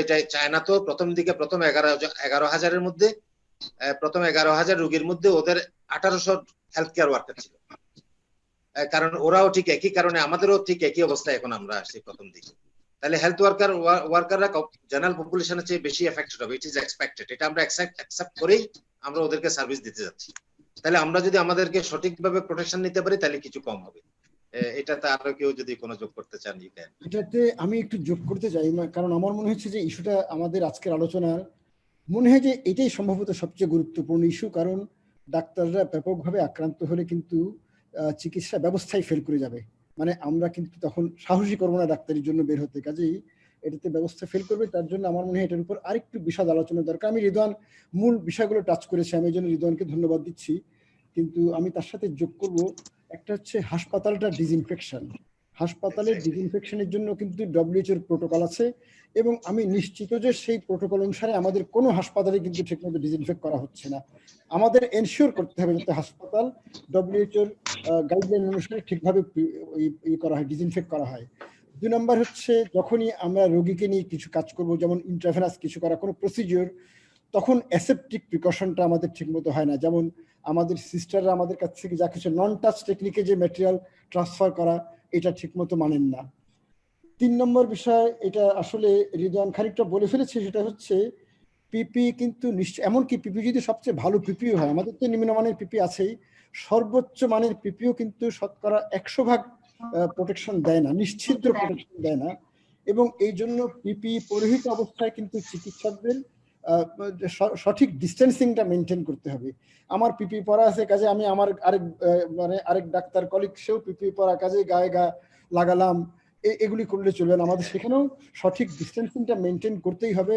আর এটাও ঠিক যে আমি মনে করি প্রত্যেকটা হাসপাতালে পিপি রিসাইকেল করার সঠিক পদ্ধতি, মানে পিপি কে ডিসইনফেক্ট করা, পিপি কে সঠিক ধরনের একটা প্যাকেজে আবার মানে ঠিকভাবে পিপি পরা মানুষদের হাতে সেটাকে আবার পৌঁছায় দেওয়া, এটার জন্য আবার WHO রিকমেন্ডেশন আছে, সেই রিকমেন্ডেশন অনুসারে পৌঁছানো, অথবা প্রতি চিকিৎসক বা প্রতি হেলথ কেয়ারের জন্য 5 সেট করে পিপি থাকা, এই কতগুলো জিনিস মানতে হবে। আর ট্রায়ালটা তো কঠোরভাবে অনুসরণ করতে হবে।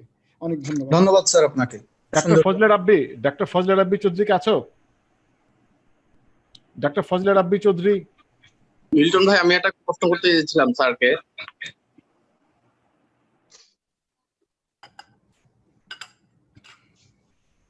ডাক্তার ফজলে রাব্বি।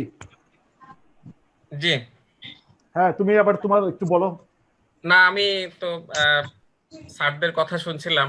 আমি খুব লাকি যে প্রফেসর রিদওয়ান স্যার এবং সৈয়দ আতিকুল হক স্যারের কথা শুনছিলাম। আমি এফডিএস স্যারকে থ্যাংক ইউ, ধন্যবাদ জানাই আমাকে কিছু কন্ট্রিবিউট করার সুযোগ দেওয়ার জন্য। আমি 2 স্যারের কথার সাথে কিছু ফিল ইন করতে চাই। প্রথম থেকে যদি আমি বলি যে আমাদের ডায়াগনস্টিক্স গুলো স্যার তো বলেছেন যে এখানে সিবিসি বা ফেরিটিন, সিআরপি, প্রোক্যালসিটোনিন এই টেস্টগুলোর একটা ভালো রোল রয়েছে। তবে আমাদের মনে রাখা উচিত যে কোনো মডারেট টু সিভিয়ার কেসে আমরা যাতে ট্রোপোনিন আইটা করি এবং একটা ইসিজি যাতে অবশ্যই করি। কারণ কোভিড-19 এই ভাইরাসের একটা প্রোপেনসিটি আছে মায়োকার্ডাইটিস করার, এবং আপনারা নিশ্চয়ই জানেন যে ডক্টর মুইনের ট্রোপোনিন আই অনেক হাই ছিল, 817 ছিল, প্রথম থেকেই ওনার ট্রোপোনিন আই অনেক হাই ছিল। আমি এখানে ট্রিটমেন্টের ব্যাপারে রিদওয়ান স্যার সব বলেছেন, তবে আমাদের একটা জিনিস মনে রাখা দরকার, স্যার বলেছেন যে এগুলো হলো এক্সপার্ট ওপিনিয়ন। তো আপনারা তো জানেন যে লেভেল অফ এভিডেন্সের সবচেয়ে উইক এভিডেন্স হলো এক্সপার্ট অফ ওপিনিয়ন। তো এই প্যান্ডেমিকটা আমাদেরকে এমন একটা পরিস্থিতির সৃষ্টি করেছে যে যখন আমরা আসলে অনেকগুলা ওষুধকে রিপারপাসিং করার চেষ্টা হচ্ছে। সম্ভবত পৃথিবীতে এরকম ইতিহাসে দেখা যাবে কিনা যে সম্পূর্ণ ধারণার উপরে ভিত্তি করে এতগুলো ওষুধকে কোনো এভিডেন্স ছাড়া রিপারপাসিং করা হচ্ছে, যেটাকেই আসলে স্যার যে টার্মিনোলজিটা রিদওয়ান স্যার ব্যবহার করেছেন যে কম্প্যাশনেট ইউজ। যখন আপনার হাতের কাছে কিছুই থাকছে না তখন শেষ চেষ্টা করে দেখার মতো। তো এখানে আমরা কোভিড ম্যানেজমেন্টের, আমরা তো কেউ কোভিড এক্সপার্ট নই, কারণ আমি তো নিজে এখনো হাতে করে কোভিড ম্যানেজ করিনি।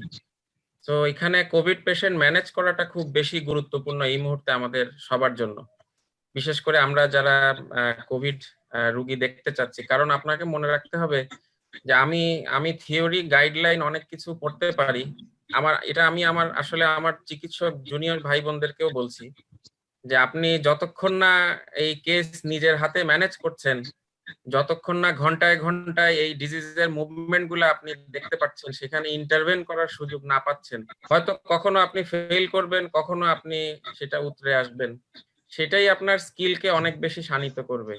তো এখন আমাদের সেই সময়টা চলে আসছে, আমাদের আসলে কোভিড পেশেন্ট হাতে কলমে ম্যানেজ করার বিষয় চলে আসছে, এবং যখনই ম্যানেজ করতে গিয়ে প্রবলেম অ্যারাইজ করবে সেখানে আপনি ইন্টারভিন করে সেই এক্সারসাইজটাই আপনাকে অনেক বেশি স্কিল ডেভেলপ করবে।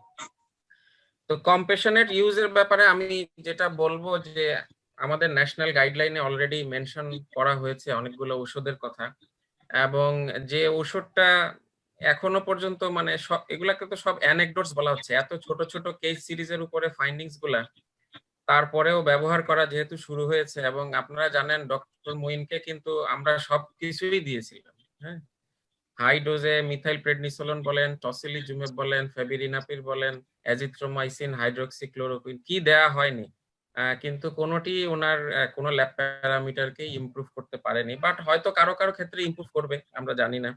তবে আমি যেটা বলতে চাই যে এখন পর্যন্ত যে এভিডেন্স বা অ্যানেকডোটস আমাদের হাতে অ্যাভেলেবেল রয়েছে, তাতে আসলে মোটামুটি একটু প্রমিজিং বলা যায় রেমডেসিভিরকে, যেটা আনফরচুনেটলি আমাদের দেশে পাওয়া যায় না। তো আমরা এটা ব্যবহার করতে থাকবো, যেটা যার কাছে হাতের কাছে আছে সেটা ব্যবহার করা হবে আনটিল WHO যে সলিডারিটি ট্রায়াল, সেটার ফাইন্ডিংস গুলো, আমাদের প্রিলিমিনারি ফাইন্ডিংস আমাদের হাতে আসার আগ পর্যন্ত হয়তো আমাদেরকে এগুলা দিয়েই কাজ চালাতে হবে। সলিডারিটি ট্রায়ালটা যখন একটা মোটামুটি প্রিলিমিনারি ফাইন্ডিংস আমাদের কাছে অ্যাভেলেবল হবে, তখন সেটা হয়তো আমাদেরকে ভালো গাইড করতে পারবে। তো ন্যাশনাল গাইডলাইন্স গুলা তো একটা লাইভ ডকুমেন্ট, এটা অবশ্যই ওভার টাইম চেঞ্জ হতে পারে। তবে যেমন আমার একটা অবজারভেশন ছিল যে আসলে ওই যে কম্প্যাশনেট ইউজ করতে গিয়ে অনেক সময় আমরা বাড়তি করে ফেলি কিনা, যে পেপার বা এভিডেন্সের উপরে হাইড্রোক্সিক্লোরোকুইনকে আমরা নিয়ে এসেছি ব্যবহারে, সেই তারা বিডি ব্যবহার করেছে 2 বেলা, কিন্তু আমরা গাইডলাইনে এনেছি 3 বেলা। এটা 2 বেলা থেকে 3 বেলা কিভাবে হলো? আবার আমি শুনেছি এডিনবরা ইউনিভার্সিটি সাজেস্ট করেছে তাদের গাইডলাইনে 3 বেলা। এইগুলা আরো আরেকটু মানে আমাদের স্টিক করতে পারলে ভালো। মানে আমরা বলছি যে আমরা এই এভিডেন্সের উপরে ক্লোরোকুইন নিয়ে আসছি, কিন্তু যে এভিডেন্সকে আমরা রেফার করছি সেটার চেয়ে আমরা আবার একটু বাড়িয়ে নিয়েছি। তো এগুলো আমরা নিজ থেকে এটাতে কোনো অসুবিধা নাই, কিন্তু এগুলো নিয়ে কনফিউশন ক্রিয়েট করা ঠিক হবে না, বিকজ এটা 2 বারও দেওয়া যায়, 3 বারও দেওয়া যায়। 400 মিলিগ্রাম বিডিও ইউজ করেছে অনেকে, তাহলে এটা ফ্রেঞ্চেরটা ফয়েজ স্যার এটা প্রপোজ করেছে, ফ্রেঞ্চের ট্রায়ালে এটা ইউজ ছিল, এই জন্য এটা দেওয়া হয়েছে। এটা 3 বার দিলে কোনো অসুবিধা নেই, যদি দুইটা করে দুইবার দেয় তাতেও কোনো অসুবিধা নেই। Is all the G, same. তো আমি যেটা স্যার বলতে চাচ্ছিলাম, এই যে আমরা 2 কে 3 না, যেটা স্যার আমি বলতে চাচ্ছিলাম, আমাদের এভিডেন্স তো নাই, এভিডেন্স নিয়ে কথা বলারই দরকার নেই। এটার এভিডেন্স ক্লোরোকুইনের কোনো এভিডেন্স আপনি দিতে পারবেন না, নাই যে এটাই শুধু দিতে পারবেন। জি কোনো স্যার, নাই বলতে হবে, সেটা এটা আনার দরকার নেই। জি স্যার, এক্স্যাক্টলি। তো এটা এমনই একটা বিশেষ পরিস্থিতি যে যেখানে আমরা এইভাবে 2 কে 3, 3 কে 4 করছি এবং ধরে নিচ্ছি যে হয়তো এটা কাজ করবে বা কাজ করবে না। তো আমাদের ভবিষ্যতে বলে দেবে আসলে সলিডারিটি ট্রায়াল সামনে আসলে সেটা কি দাঁড়াবে। আমি অক্সিজেন টাইট্রেশনের ব্যাপারে একটা কোশ্চেন দেখছিলাম। তো ইউজুয়ালি অক্সিজেন আসলে ভেন্টিলেটরে যাওয়ার আগে একটা বড় অংশের পেশেন্টদেরই অক্সিজেনের প্রয়োজন হয়, যে কারণে আমাদের অক্সিজেনের সাপ্লাই এনশিওর করা, সেন্ট্রাল লাইনে অক্সিজেন দিতে পারলে ভালো হয়, ফেস মাস্ক দিয়ে অক্সিজেন দেওয়া, অক্সিজেন কনসেন্ট্রেটর যে ইনস্ট্রুমেন্ট এগুলা ব্যবহার, এগুলার এনাফ সাপ্লাই আছে কিনা, আমাদের রিব্রিদিং মাস্ক গুলো আছে কিনা, এগুলা এনশিওর করলে একটা বড় অংশের রোগীদের হাসপাতাল থেকে আপনি হয়তো বাসায় ফেরত পাঠাতে পারবেন, ভেন্টিলেটরে যাওয়া হয়তো ঠেকাতে পারবেন। তো ইউজুয়ালি অক্সিজেন টাইট্রেশন যেটা বলা হয় 93% এর নিচে নেমে গেলেই আমাদের অক্সিজেন ব্যবহারের প্রয়োজন পড়ে। তার স্যাচুরেশন অবশ্যই 93 এর উপরে রাখতে হবে, এবং যেতটুকু অক্সিজেন দিয়ে আপনি 93 এর উপরে রাখতে পারবেন ততক্ষণই আপনি অপেক্ষা করতে পারবেন। তবে যদি দেখা যায় যে সেটা 16 লিটার পার মিনিটের উপরে অক্সিজেন লেগে যাচ্ছে তাকে, তারপরেও তার স্যাচুরেশন সাস্টেইন লেভেল রাখা যাচ্ছে না, এটাই ধরে নিতে হবে তার হয়তো ভেন্টিলেটর বা তার আগে আরো নন ইনভেসিভ কিছুতে যাওয়ার প্রয়োজন হতে পারে। তবে নন ইনভেসিভে যাওয়ার অনেক রিস্ক আছে, যেটা অ্যারোসল জেনারেট করার বিষয় আছে, যেটা স্যার বলেছেন। টসিলিজুম্যাব যেটা IL-6 এর ব্যাপার, সেটা তো স্যার বললেন মাপার কিছু নাই। তবে এটার আসলে মুদ্রা কথা হলো যে কোনো ভাইরাস এফেক্ট করলেই সাইটোকাইন ফ্রেন্ডলিও হতে পারে, ফোও হতে পারে, হ্যাঁ, বন্ধুও হতে পারে, শত্রুও হতে পারে। তো যে কোনো ভাইরাল ইনফেকশনে, এটা শুধু কোভিড বলে না, যে কোনো RNA ভাইরাল দিয়ে পার্টিকুলারলি এটা একদম ধরে নেওয়া হয় শতসিদ্ধ যে সেখানে IL-6 এবং IL-8 জেনারেট হবে, প্রচুর পরিমাণে শত্রু সাইটোকাইনস হিসেবে IL-6 IL-8 আসবে as a part of complement activation pathway, এবং সেটার ক্ষেত্রে টসিলিজুম্যাবের একটা প্রমিজিং রোল আছে। যারা এফোর্ড করতে পারবেন, যারা দিতে পারবেন, সেখানে টসিলিজুম্যাবের প্রসঙ্গ আসবে। আরেকটি ট্রিটমেন্ট অপশন আমরা এখনো এটা খুব বেশি সিরিজ আসে নাই, সেটা হলো কনভালেসেন্ট প্লাজমা, যেটা হয়তো টাচ করা হয় নাই। তো কনভালেসেন্ট প্লাজমার সেটা সময়ে বলে দিবে, সামনের দিনে আমি দেখেছি একটা কমিটিও গঠন করছেন স্বাস্থ্য অধিদপ্তর, যে কনভালেসেন্ট প্লাজমা কতটুকু দেওয়া যায়, এটার কতটুকু যৌক্তিকতা আছে এই ব্যবহারের উপরে। তো convalescent plasma could be a good option বা একটা প্রমিজিং অপশন হতে পারে, যেখানে এটা চিপ এবং এটার খুব বেশি মানে যেটা খুব বেশি সাইড এফেক্টস বা ব্লাড ট্রান্সফিউশনের মতোই অনেকটা স্ক্রিন করে দেওয়া যেতে পারে, যেটা এবিও RH ইনকম্পিটিবিলিটি করার চান্সও নাই। সো এটা একটা গুড অপশন হতে পারে সামনে, আমি মনে করি এটা নিশ্চয়ই যারা এগুলো নিয়ে কাজ করছেন তারা চিন্তা করবেন। যখনই এভিডেন্স ছাড়া বিভিন্ন ঔষধ দেওয়ার প্রশ্ন আসবে, তখনই বিভিন্ন প্যাথোজেনেসিস এবং মেকানিজমে অনেকগুলো ঔষধও পাইপলাইনে আসবে। সামনের দিনে আপনারা দেখতে পাবেন, এখন দেখলেন যে দেখা গেল যে হেমাটোলজি, ইন্টারন্যাশনাল হেমাটোলজি অ্যাসোসিয়েশন এখন বলছে রিভারক্সাবেন দিতে, হ্যাঁ, তারপরে ইনোক্সাপেরিন হয়তো রুটিন ইউজ হিসাবে চলে আসতে পারে। তো এই বিপদকালীন মুহূর্তে কম্প্যাশনেট ইউজ হিসাবে অনেক নতুন নতুন ড্রাগই হয়তো পাইপলাইনে দেখা যাবে, এবং সেগুলা দিয়ে কোনটাতে কিভাবে এগুলার মনিটরিং এবং এই ডাটাগুলা রাখাটা খুব জরুরি। একটু ফর্মালি যদি আমাদের গভর্নমেন্ট থেকে এই যাকেই যে ওষুধই দেওয়া হচ্ছে তাকে 5 মিশালি 5টা 6টা না দিয়ে 1টা 2টা আর্ম গুলাকে আলাদা করে যদি ঠিকভাবে দেওয়া যায়, তাহলে আমরাও হয়তো একটু কনক্লুড করতে পারতাম যে আসলে কোন ড্রাগে কাকে কি দেওয়া হচ্ছে। কারণ এখন যেটা দেওয়া হচ্ছে একজনকে কনক্লুড করা যাবে না, কনক্লুড করতে গেলে একটা ক্লিনিক্যাল ট্রায়াল করতে হবে, দ্যাট ইজ এ প্রসেস। সেই ট্রায়ালটাই আমি মিন করছি আর কি, সে একটা আর্ম করে কাকে কোনটা দেওয়া হচ্ছে সেটা যদি একটু সিস্টেমেটিক্যালি দেওয়া যায়, তো সেই আর্মের কথাই বলছি স্যার আমি, সেই ট্রায়ালটা যদি করা যায়, কারণ আমরা তো একজনকে এখন করা যাবে, আপনি তো আমরা এমন একটা সেটআপ যেখানে কোনোদিন কোনো ট্রায়াল হয় না, ওরা কি ট্রায়াল করবে? এগুলো তো অবাস্তব সব কথা বলছেন। এটা করতে গেলে একটা প্রোটোকল লিখতে হবে, এথিক্যাল পারমিশন লাগবে, সব লাগবে, সব করে তারপর ট্রায়াল করতে হবে। এখন কেউ না কেউ করবে আর কি স্যার। এখন কম্প্যাশনেট ইউজ করে এটা একটা ডেসক্রিপটিভ ডাটা নিতে পারে, কেউ না কেউ কে স্যার এটা করতে হবে আর কি, নইলে আদৌ আসলে আমরা তেমন কিছু কন্ট্রিবিউট করতে পারবো না, হয়তো কেসটা ম্যানেজ করে যাবো আর কি। এটা অনেকে করতেছে, ওদের থেকে জেনেই আমরা এটা ব্যবহার করি।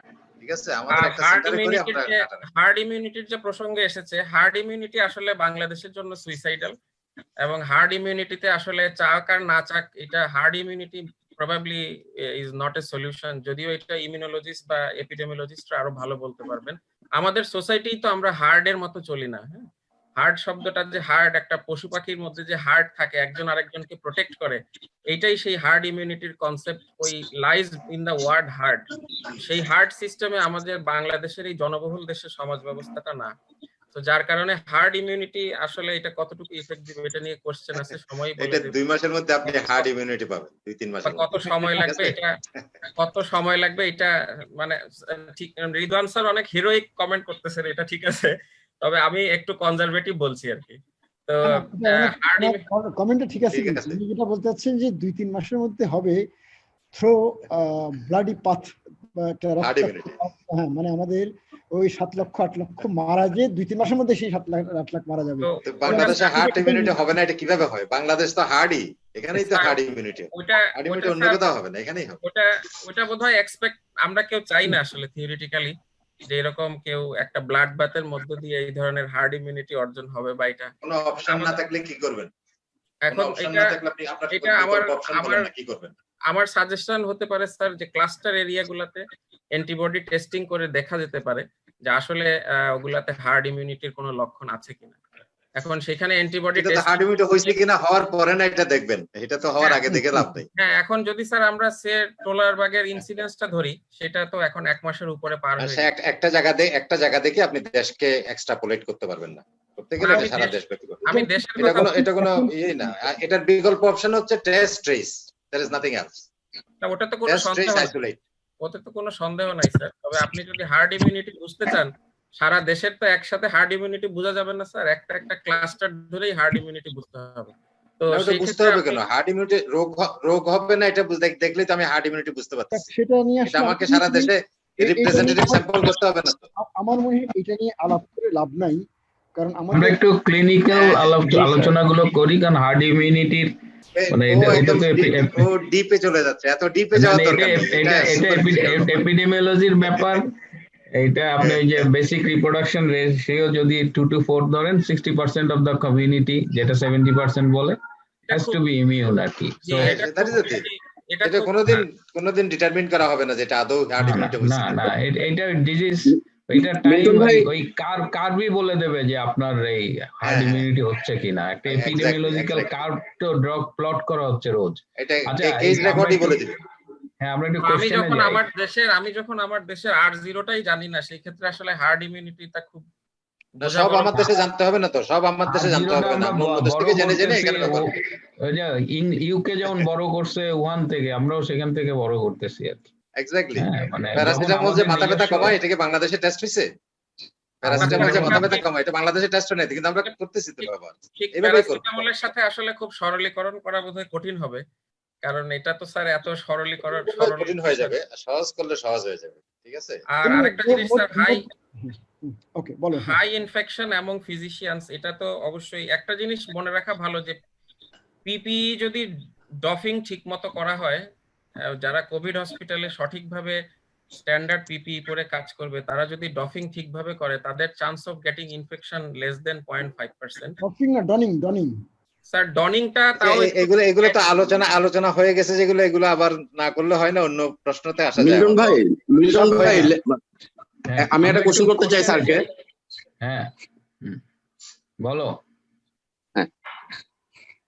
আসসালামু আলাইকুম স্যার, আমি বলতে চাচ্ছি আমাদের ডক্টরদের থেকেও তো নার্সদের সংখ্যা অনেক কম, তো আমাদের বর্তমান এই প্যান্ডেমিকটা কতদিন সাস্টেন করবে এটা যেহেতু আমরা জানতেছি না, তো আমাদের ডক্টর প্লাস নার্স যারা অলরেডি কোভিড পজিটিভ হয়ে যাচ্ছেন, তারা ঠিক আইসোলেশন বা কোয়ারেন্টাইন স্যার কতদিন পরে তারা আবার কাজে জয়েন করতে পারবে, বা কাজে তাদেরকে আদৌ মানে রিকভার করার পরে কাজে জয়েন করা কি তাদের জন্য নিরাপদ হবে কিনা? এক্স্যাক্টলি, ওকে, গুড কোয়েশ্চেন। এটা হচ্ছে এমনি ইন জেনারেল, যদি এটা সবচেয়ে ভালো ওয়ে যে দে হ্যাভ বিন কিওরড, এটা ডিটারমিন করার জন্য 2 consecutive tests are negative, তাহলে ওইটা আমরা করতে পারবো না। করতে পারলে বলছে resolved clinical symptoms. Hello, Ridwan স্যারের কাছে একটা প্রশ্ন ছিল আমার। হ্যালো, পরে he can go back to work. জি বলেন। না, যার সিম্পটম হ্যালো, জি, সিম্পটম হওয়ার 72 ঘন্টা পরে আমরা ধরে নিতে পারি যে ও এই ইনফেকশন থেকে এই যাত্রা কিওর্ড হয়ে গেছে। এনি অ্যালগরিদম স্যার এটা এসিম্পটোমেটিক এবং সিম্পটোমেটিক সবার জন্য কি মানে একই ব্যাপার? অ্যাসিম্পটোমেটিক হলে তো ওকে আমাদেরকে যে কোয়ারেন্টাইন প্রিন্সিপাল ফলো করতে হবে, কারণ হি যদি পজিটিভ হয়, যে সিম্পটম না থাকে, he has chance of developing symptoms within 14 days. After 14 days ওর আর কোনো সিম্পটম থাকবে না। এই জন্য একটা বাসায় যখন একটা গ্রুপ আইসোলেশনে আছে আর অন্যরা কোয়ারেন্টাইনে আছে, যে আইসোলেশনে আছে ও কিন্তু 6 দিন 7 দিন পরে ভালো হয়ে আর 10 দিনের দিন বেরিয়ে যেতে পারবে, কিন্তু যে কোয়ারেন্টাইনে আছে সে বেরোতে পারবে না, ওকে 14 দিনই থাকতে হবে। তাহলে এদেরকেও যারা সিম্পটোমেটিক থাকবে ওদেরকে we need to be at least 14 days to say them they are cured. যারা স্যার সিম্পটোমেটিক থাকবে তাদের স্যার রিকভার্ড হওয়ার কতদিন পরে ওরা আবার কাজে জয়েন করতে পারবে? 72 ঘন্টা পরে বলছে যে ইকুইভ্যালেন্ট অফ নেগেটিভ টেস্ট, যেহেতু আমার টেস্ট নেই, 72 ঘন্টা যদি ওরা এফেব্রাইল থাকে, অ্যাসিম্পটোমেটিক থাকে, কাফ সিগনিফিক্যান্টলি রিডিউসড হয়ে যায়, they are declared cured. Thank you very much sir, thank you very much. আমাদের কোনো অ্যালগরিদম কি আপনারা ডেভেলপ করছিলেন? আপনি যেভাবে ট্রিটমেন্ট বললেন, এটা আপনি যে একটা গাইডলাইন তৈরি করেছেন, এখানে একটা প্রশ্ন আছে যে মুনাবির ইউসুফ জানতে চেয়েছেন any algorithm. Yes, there is algorithm. এটা আচ্ছা, তাহলে আমরা আপডেট হবে, ওখানে আমরা একটা অ্যালগরিদম করেছি, ডায়াগনোসিসটাও অ্যালগরিদম, ট্রিটমেন্টটাও অ্যালগরিদম। তো ট্রিটমেন্টটা এখনো ওইভাবে স্ট্রিমলাইন হয়তো আমাদের গাইডলাইনে আসে নাই, কিন্তু it is available in various other guidelines. তাহলে আমরা আপনারা আমাদের ডায়াগনোস্টিক যে আমি এটা শেয়ার করব, যেটা যে সরি বলেন কিভাবে দেব বলেন তো, কিভাবে দেব ইয়েতে ইমেলে যে গাইডলাইনটা আমাদের কাছে পাঠাবেন, ওইখানে যদি অ্যালগরিদমটা থাকে ওটাও আমরা একটু প্রমোট করতে পারি। এবার একজন জানতে চেয়েছেন মোহাম্মদ হাসনাত যে সিম্পটম থাকুক বা না থাকুক, বর্তমান প্রেক্ষাপটে কি ইউনিভার্সালি সোশ্যাল ডিস্টেন্সিং মেনে চলা দরকার? প্রশাসনিকভাবে উপজেলা বা ইউনিয়ন পর্যায়ে কি ধরনের প্রস্তুতি দরকার? এই প্রশ্নটা উত্তর আমরা পেয়ে গেছি যে এখন অবশ্যই সোশ্যাল ডিস্টেন্সিংটা মেনে চলতে হবে। এটার কোনো এখন এটা ওয়ান অফ দা মানে most important treatments we can offer আর কি টু দা কমিউনিটি। আরেকটা হলো ডাক্তার মুসাররাত সুলতানা সুমি জানতে চেয়েছেন যে is there any role of prophylactic hydroxychloroquine? Another is COVID with pregnancy. I am an assistant professor of gynae, Midford. So দুটো issue যে prophylactic prophylaxis is recommended for the healthcare workers who are the frontline healthcare workers who are expected to see COVID patients, whether he is frontline or not. আর যদি মানে pregnant হয়ে থাকে তাহলে হবে কিনা এটা তার প্রশ্ন। না, প্রেগন্যান্সির জন্য এটা ভালো খবর। এটা না, প্রেগন্যান্সি হলে না খাওয়াই ভালো হবে প্রেগন্যান্সিতে, কারণ প্রেগন্যান্সিতে ইজ অ্যাডেড রিস্ক। তারপরেও second trimester, third trimester they can take it. আমরা এটা রিকমেন্ড ওভাবে করি নাই প্রেগন্যান্সির জন্য আলাদাভাবে, কিন্তু pregnant women are relatively protected from severe disease. এটা একটা ভাগ্যের কথা। এই পর্যন্ত দুনিয়াতে যতগুলো প্রেগন্যান্ট পপুলেশনের মধ্যে ইনফেকশন হয়েছে, they did not go to develop severe disease. Like women are less affected, like children are less affected. Pregnancy is one of the group who are less affected. এই জন্য they will develop everything. এই জন্য আমাকে একজন mail করেছে যে আমি pregnant, আমার তো ডিউটি পড়ছে, কি করবো? আমি তুমি ডিউটি করে যাও, তুমি অন্যদের চেয়ে প্রোটেক্টেড আছো। আমার মনে হয় প্রোটেক্টেড না বলে propensity to severe disease কম হয়, এটা বলা বোধহয় ভালো। প্রোটেক্টেড বললে সে মনে করতে পারে যে আমি প্রোটেক্টেডটা বোধহয় ঠিক। হ্যাঁ, ঠিক আছে, তুমি ভুল ধরার জন্য আসো, আমি বুঝতেছি। I'm working at dedicated. Next question, Rasif Muntasir. Next question, I'm working at dedicated dialysis unit having 31 machines. What should I do as COVID test is not available? Test report pending or for asymptomatic COVID patients? মানে পেশেন্টদের Covid test, হ্যাঁ এটা তো clinical judgement করতে হবে if you do not have the test. You should broaden your suspicion যে যারা সন্দেহজনক যে কোনো ধরনের recent symptom which cannot be explained by the renal failure the patient has or the other comorbidities he has, ওই রোগীগুলোকে সন্দেহ করে ফেলতে হবে। সন্দেহ করে ওদেরকে টেস্ট করে করা ছাড়া আর কোনো উপায় নেই। You use full PPE while doing আমার মনে হয় রিদওয়ান, আমরা কিন্তু এফডিএস এর মাধ্যমে যারা নীতি প্রণেতা তাদের কাছে দাবি জানাতে পারি যে হেলথ কেয়ার ওয়ার্কারদেরও টেস্ট করতে হবে একটা নির্দিষ্ট NHS has done that. My son will be tested tomorrow. তাহলে ওরা সব হেলথ কেয়ার ওয়ার্কারকে টেস্ট করতে two preserve the health care workers. এবং যারা ডায়ালিসিস নিয়ে কাজ করবে তারা কিন্তু এট এ হায়ার রিস্ক, কাজেই তাদেরও টেস্ট করা উচিত পিরিয়ডিক্যালি। তাদেরও টেস্ট করা উচিত, পেরিয়ডিক্যালি টেস্ট করা উচিত। ইজ ভেরি এক্সপেন্সিভ, আমাদের তো টেস্ট কিটই নেই। স্যার নিউমোনিয়া ম্যানেজমেন্ট সম্বন্ধে কিছু বলবেন? হ্যাঁ স্যার নিউমোনিয়া ম্যানেজমেন্ট বিশেষ ইউনিল্যাটারাল শ্যাডো যাদের আসে বা নিউমোনিয়া ম্যানেজমেন্ট এইটার গাইডলাইন কি রকম স্যার? বা নিউমোনিয়ার জন্য কি আলাদা কোনো ম্যানেজমেন্ট আছে এখানে? এখানে হচ্ছে যে যারা সিভিয়ার, মডারেট টু সিভিয়ার, ওদের জন্য parental antibiotic have been indicated. All patients going into ventilators will receive non-renal antibiotics. So vancomycin will be excluded from the treatment process unless they find MRSA. The drug of choice will be ceftriaxone with or without azithromycin. On the next question, we are watching some reports in Facebook about the virus attacking hemoglobin directly. Is it authentic?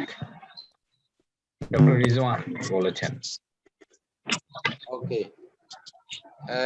I have seen this paper that tried to correlate hemophagocytic lymphohistiocytosis syndrome. So there is hemophagocytosis in patients with severe disease, and maybe hemoglobin is some way related with it. But it is not related with ferritin because ferritin rises as an acute phase reactant rather than any manifestation of hemoglobin. So the severe cytokine storm of COVID-19 is almost similar. It says that 89% similar with hemophagocytosis, lymphohistiocytosis. So where there is hemophagocytosis, so there is some role of red cell and hemoglobin. Maybe there is not yet fully elucidated. এখানে অবশ্য এই প্রসঙ্গে আরো দুটা issue উল্লেখ করা হচ্ছে। ওই অরিজিনাল ওই আর্টিকেলে একটা হচ্ছে, এটা কি শোনা যাচ্ছে এখন কথাবার্তা? হ্যাঁ হ্যাঁ আচ্ছা, ওই ভাইরাসটা হেমোগ্লোবিনের বিটা গ্লোবিন এর সাথে বাইন্ড করে এবং বাইন্ড করে সেখান থেকে অক্সিজেন মানে আয়রনকে ডিসপ্লেস করে দেয়। এই জন্য আয়রনটা বাড়ে, আবার অক্সিজেনও কমে ইভেন বিফোর লাংস আর এফেক্ট। সেই হাইপক্সিয়া এবং আয়রনের যে অক্সিডেটিভ ইনজুরি, এই দুটাও কন্ট্রিবিউট করে to the total pathogenesis of SARS-CoV-2 virus. এই ধরনের একটা ক্লেইম বা মানে এক্সপেরিমেন্টাল, এটা ইনভিট্রো এক্সপেরিমেন্ট করে এই স্টাডিটা পাবলিশ করা হয়েছে। Thank you. এরপর আসছে dose of prophylactic hydroxychloroquine. If anyone has dropped it, can she take it?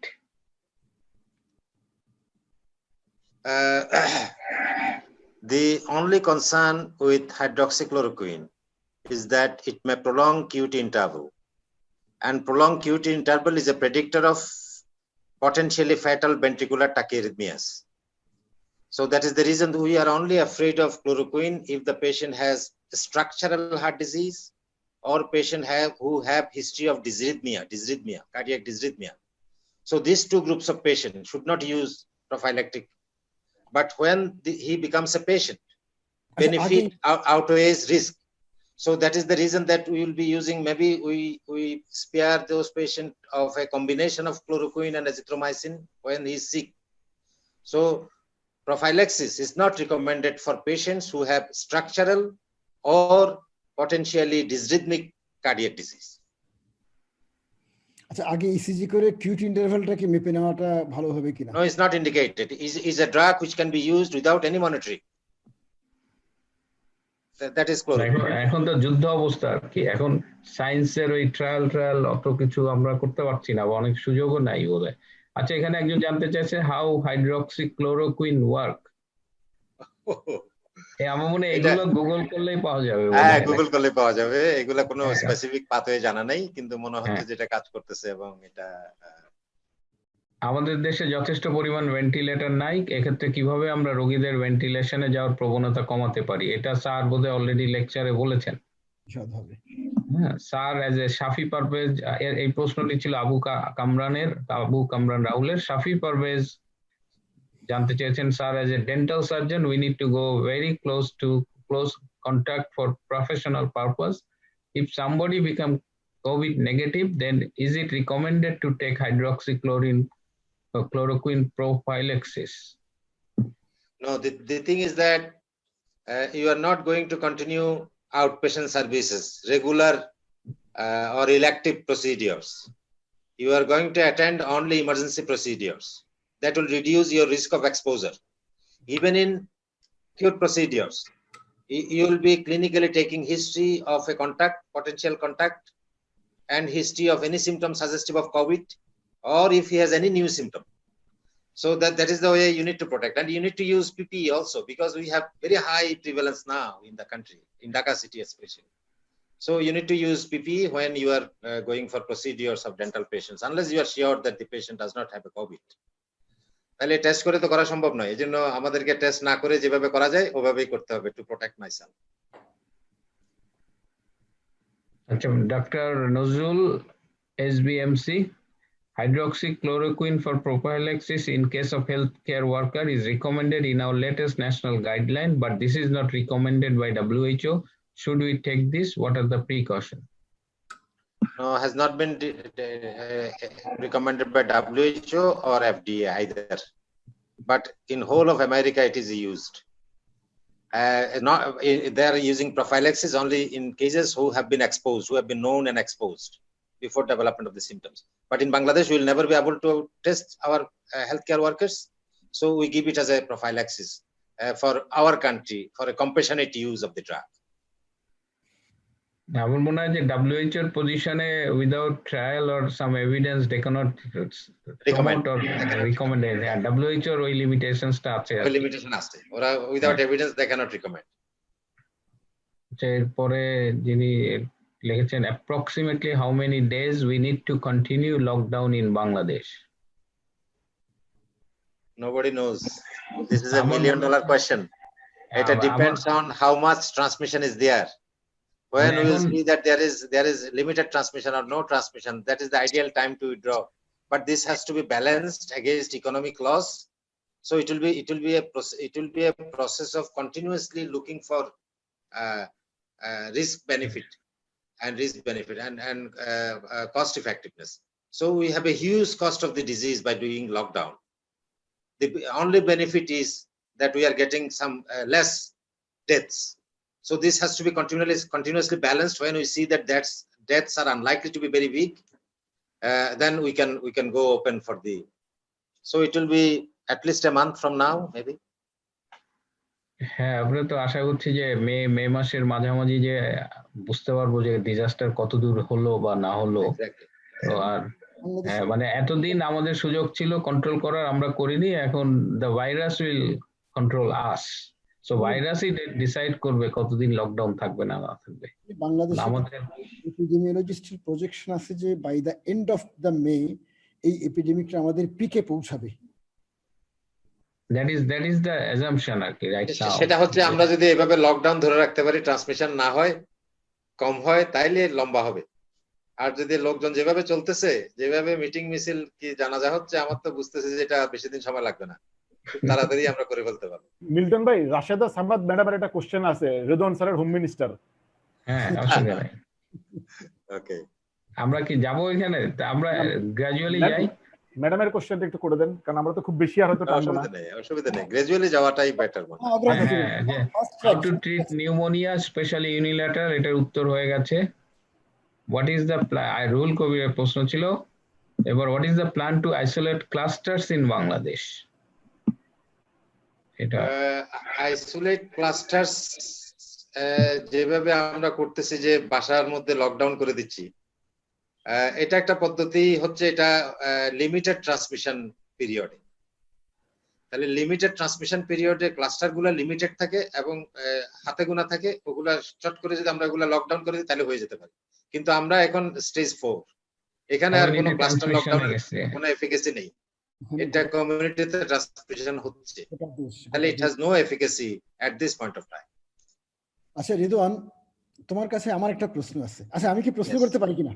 পারেন sir. G G G G. Why not? আমার প্রশ্ন হচ্ছে, আমাদের দেশের বাস্তবতার কথা চিন্তা করে যদি গভর্নমেন্ট যদি এমন কি, আমি হাইপোথেটিক্যাল প্রশ্ন আর কি, গভর্নমেন্ট যদি এমন একটা কিছু 10টা দিন টাইম নিল একটা ক্র্যাশ প্রোগ্রাম নিয়ে সবকিছু প্রিপেয়ার করা, মানে টেস্টিং ক্যাপাসিটিকে বাড়ানো, ম্যাক্সিমাম বাড়ানো, সব জায়গায় সার্ভেলেন্স টিম তৈরি করে ফেলা, তার সাথে যোগাযোগ করা, মানুষের মধ্যে সচেতনতা বৃদ্ধি করার জন্য চেষ্টা করা, এই টোটাল প্রিপারেশনটা 10 দিন নিয়ে 10 দিন পর, মানে এই সময়ের মধ্যে যারা অনাহারে থাকার সম্ভাবনা আছে, মানে আমাদের প্রান্তিক জনগোষ্ঠী, তাদের জন্য তাদের কাছে খাবার পৌঁছানোর ব্যবস্থাও কিন্তু এই 10 দিনের মধ্যে করতে হবে ক্র্যাশ প্রোগ্রামটা নিয়ে। তারপরে একটা মাস যদি একেবারে টাইট কারফিউ লাইক যদি একটা লকডাউন করা হয় তাহলে কেমন হয়? সেটা আমাকে ডিটেক্ট করতে পারতাম, শুধু লকডাউন দিয়ে হবে না, আমাকে ওদেরকে ফোকাস গুলা খুঁজে আইসোলেট করে ফেলতে হবে। তাহলে এটা আমি এমন একটা আমার এটার জন্য একটা মানে very very strong scientific task force থাকা দরকার ছিল উইথ অথরিটি। তো সেটা তো গত 4 মাসে কিছুই হয় না, এটা আমি রাতারাতি হয়ে যাবে আমি একেবারেই কিছু এক্সপেক্ট করতেছি না। আমি চাচ্ছি যে we are pushed to herd immunity taking all its consequences. মানে এখনো কি আমাদের টনক নড়বে না বলে তুমি মনে করো?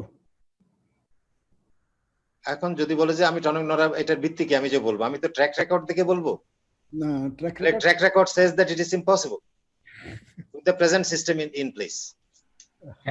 এখনো আপনার কমিটির নামে যে ইনভলভমেন্ট আসছে, এখানে এক্সপার্টস আর স্টিল নেগলেক্টেড। যারা এই ওনারা সবাই স্বক্ষেত্রে স্বনামধন্য। এখন স্বক্ষেত্রের বিষয় না তো, বিষয়টা হলো একটা মহামারী, বৈশ্বিক মহামারীকে ডিল করতে হবে। হ্যাঁ, এখানে মানে আচ্ছা, এরপরে আসছে যে হোয়াট ইজ, আচ্ছা doctor Humayun Alam, we are the doctors working in emergency department, which regiment we shall take for prophylaxis? এটা তো বলাই হয়েছে।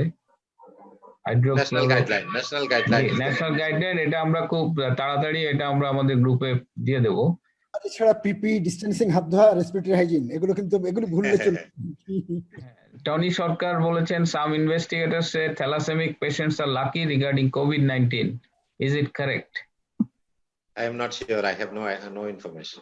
Yes, it is correct, because এই হিমোগ্লোবিনের এই নরমাল স্ট্রাকচারটার অ্যাবনরমালিটির কারণে ধরে নেওয়া হচ্ছে যে কিছুটা ইমিউনিটি পাচ্ছে আর কি। এটাও তাও একটা স্মল অ্যানেকডোট, একটা ছোট কেস সিরিজ, আমেরিকার একটা ছোট কেস সিরিজ। আচ্ছা, একবার শোয়েব আহমেদ জানতে চেয়েছে, বাংলাদেশে যারা কোভিড-19 এ মৃত্যুবরণ করেছেন ওনাদের মোড অফ ডেথ কি, কি কারণে কোনো তথ্য গবেষণা আছে কি, এবং অন্যান্য দেশের কোভিড আক্রান্ত রোগীদের চেয়ে আমাদের দেশের সিমটম প্রেজেন্টেশনে কোনো পার্থক্য আছে কি? এটা আমাদের দেশটা তো দেখা হয়নি, আমাদের দেশে কোনো ডাটা নেই, আমরা দেশেরটা কি কারণে বা কেন বলতে পারবো না, কিন্তু সারা দুনিয়া জুড়ে এটা একই রকম। এমন না যে there are 3 strains which have been identified till now circulating in the world. All 3 has similar clinical manifestations, similar mode of death, similar cause of. So the cause of death is all primarily hypoxemic multi-organ failure. This is one way of death. The other is cardiac death. The third is renal death. Many patients are dying of acute kidney injury. So these are the ways of death. Hypoxemia is the inciter of everything. আচ্ছা sir, এটা miss Sir, how can we manage a patient in emergency of an Upazila health center who presents with severe respiratory distress? Should we approach all patients as suspected COVID-19? We do not have proper mask in Upazila health center. Okay. না, proper mask এটা ছাড়া তো দেখা যাবে না, এটা proper mask না থাকলে এটা ছাড়া রোগী তো অ্যাপ্রোচ করা যাবে না। আসলে আমাদেরকে দেখতে হবে, আমরা সব অ্যাজমা সিওপিডি কে কোভিড বানায় দিলেও হবে না, কিন্তু তাহলে we need to take a meticulous history suggesting new symptoms over the last 7 days, 7 to 10 days. তাহলে নিউ সিমটম গুলো যদি কোভিড কে সাসপেক্ট করে তখন they are likely to be COVID. কিন্তু অন্যগুলা তো ওরা সিভিয়ার অ্যাকিউট অ্যাজমা হতে পারে, এক্সাজারবেশন অফ সিওপিডি হতে পারে, এগুলাকে আমরা কোভিড বানায় যদি চিকিৎসা না দিয়ে মেরে ফেলে, এটা is not acceptable. We need to try clinically segregate. কিন্তু সেগ্রিগেট করে মনে করলাম যে এটা সিভিয়ার অ্যাজমা, আমি পিপিই ছাড়া যাব, এটা হবে না কিন্তু, because you are never sure that he does not have COVID, a patient who have respiratory distress. তাহলে ওকে কোভিড হিসেবে অ্যাপ্রোচ করতে হবে, সব ম্যানেজমেন্ট গুলো কোভিড এর মতো হতে হবে, except in some situations where you can clearly distinguish that it is not COVID. So we need to use our clinical judgment. Okay. Which of the strain of novel coronavirus is in Bangladesh that you are thinking? এটা বাংলাদেশে তো এখনো ওইভাবে characterise করা হয়েছে বলে আমার জানা নেই। আমরা কিন্তু অরিজিনালটাই টাইপ এ যেটা ওইটাই আছে বলে মনে করছি। আচ্ছা, আশরিফ মেহরাজ জানতে চেয়েছে, can you give ideas about management in case of pregnant women and child, please? It doesn't differ in any way. Only the doses of the drugs will be based on body weight rather than the tablets we mentioned in for adults. আর প্রেগন্যান্টের জন্য তো আছেই, first trimester আমরা কোনো কিছুই দেব না, no prophylaxis. Treatment হলে তো benefit outweighs risk, so balance the benefit and risk and use drugs. Nazmul জানতে চেয়েছে, double PP have any role to save frontliner? Double পিপির কোনো বাড়তি বেনিফিট আছে? এটা আমি কোথাও দেখিনি, এটা কারো যদি রেফারেন্স দেখা থাকে ওনারা রেসপন্ড করতে পারেন। আমি ডাবল পিপি দিলে বেশি প্রোটেকশন দেয়, এই তথ্য আমার জানা নেই। রাব্বির কাছে কি আমরা জানতে চাইতে পারি এটা? স্যার আমার কাছে যেটা মনে হয়েছে স্যার, আমাদের ডাব্লিউএইচওর যে পিপির গাইডলাইন্স, এটা আমাদের দেশের ক্ষেত্রে আসলে একটু কাস্টমাইজ হওয়া দরকার। কারণ আমাদের দেশের মানুষের বিহেভিয়ার আসপেক্টটা চিন্তা করা, এই যে হিস্ট্রি না দিয়ে ভেতরে চলে আসা বা একজন রোগীর সাথে অনেক বেশি অ্যাটেন্ডেন্ট চলে আসা।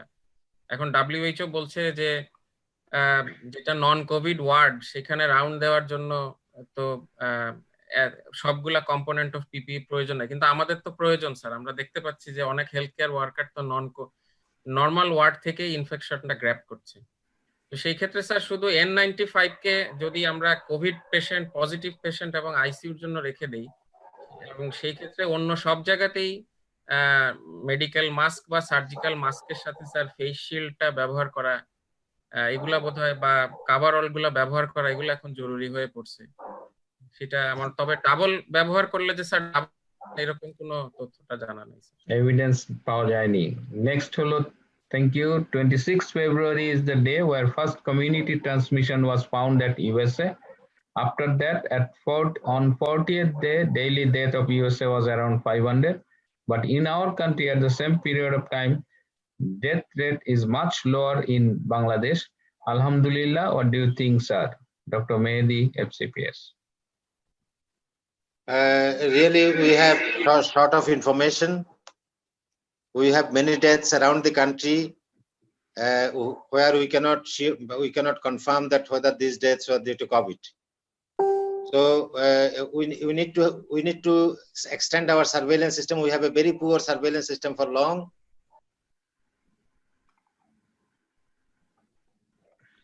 হ্যাঁ, তারপরেও যে ইতালির সাথে কম্পেয়ার করলে conclusion that Bangladesh has less mortality. না, Bangladesh according to Bangladesh second has mortality according to deaths. যদি 8 মার্চ আপনি ফার্স্ট কমিউনিটি মানে ফার্স্ট কেস ডিটেক্ট ধরেন, তাহলে আমরা সেকেন্ড মানে টপ লিস্টে 2 নম্বরে আছি ইতালির পরপরই। তারপরেও আমাদের আন্ডার রিপোর্টেড সিচুয়েশন আর কি, we don't know the truth. মানে আমাদের এত কম টেস্ট করা হয়েছে, সো এখানে মানে এটা এপিডেমিওলজিস্টদের জন্য খুব লজ্জার বিষয় আর কি, যে আমরা ব্লাইন্ড খেলতেছি, 3 তাস খেলতেছি না উঠায়, এবং সেখানে 5-3-2 হওয়ার চান্স আছে আর কি। প্রচুর ডেথ হচ্ছে যাদের শুধুমাত্র টেস্ট হচ্ছে না বলে আমরা জানি না যে সেটা কোভিড-19। Exactly. এজন্য all patients dying with fever less than 10 days, cough and respiratory distress, all these deaths. আপনার ওটা বন্ধ হয়ে গেছে। সবই কোভিড স্যার, ধরে নিতে হবে সবই কোভিড। আচ্ছা, এবার প্রবল চক্রবর্তী বলেছেন, পিপি ডনিং এন্ড ডফিং এর উপরে আমাদের ডাক্তারদের কোনো ট্রেনিং দেওয়া হয়নি। আমি মনে করি যদি এখনো ট্রেনিং দেওয়া কষ্টসাধ্য, তারপরেও এলাকা বিভাগ জেলা ভিত্তিক ডাক্তারদের পিপি ডনিং এন্ড ডপিং এর উপরে ট্রেনিং দিলে ডাক্তারদের আক্রান্ত হওয়ার চান্স কমে আসতো। কিন্তু ডিজি অফিস তো এটা করতেছে না, আমার একটা অ্যান্সার আছে। আমি অ্যান্সারটা হচ্ছে, এটা তো is available on the website. আপনি ডিজিএইচএস যান, ডাব্লিউএইচও যান, অথবা সিডিসি যান, এমন authentic guideline is available there how to do it. এটার জন্য ট্রেনিং কেন লাগবে? আমরা ট্রেনিং দেওয়ার সময় কোথায়? আমরা তো এপিডেমিকের মধ্যে ঢুকে গেছি। আমরা will train ourselves, will take self training. যদি কোনো অসুবিধা হয় এরকম আমাদেরকে প্রশ্ন করতে পারে, যে কোনো জায়গায় এটা জিজ্ঞেস করতে পারে, সিনিয়রদের সাথে কথা বলতে পারে যে আমি এটা বুঝতেছি না, আমাকে এটা বুঝাই দেন। কিন্তু আমাদের ফর্মাল ট্রেনিং চাইবেন না আপনারা। এখন আপনি নিজে ট্রেন্ড হয়ে যান from the net, you can do that. এবং আমরা জানি how to learn it. So এটা কোনোভাবে আর কোনো ট্রেনিং চাইবেন না। আপনারা নিজেরা শিখান, শিখে আপনার নার্সকে শিখান, ওয়ার্ড বয়কে শিখান, সুইপারকে শিখান how to do it. That is my responsibility.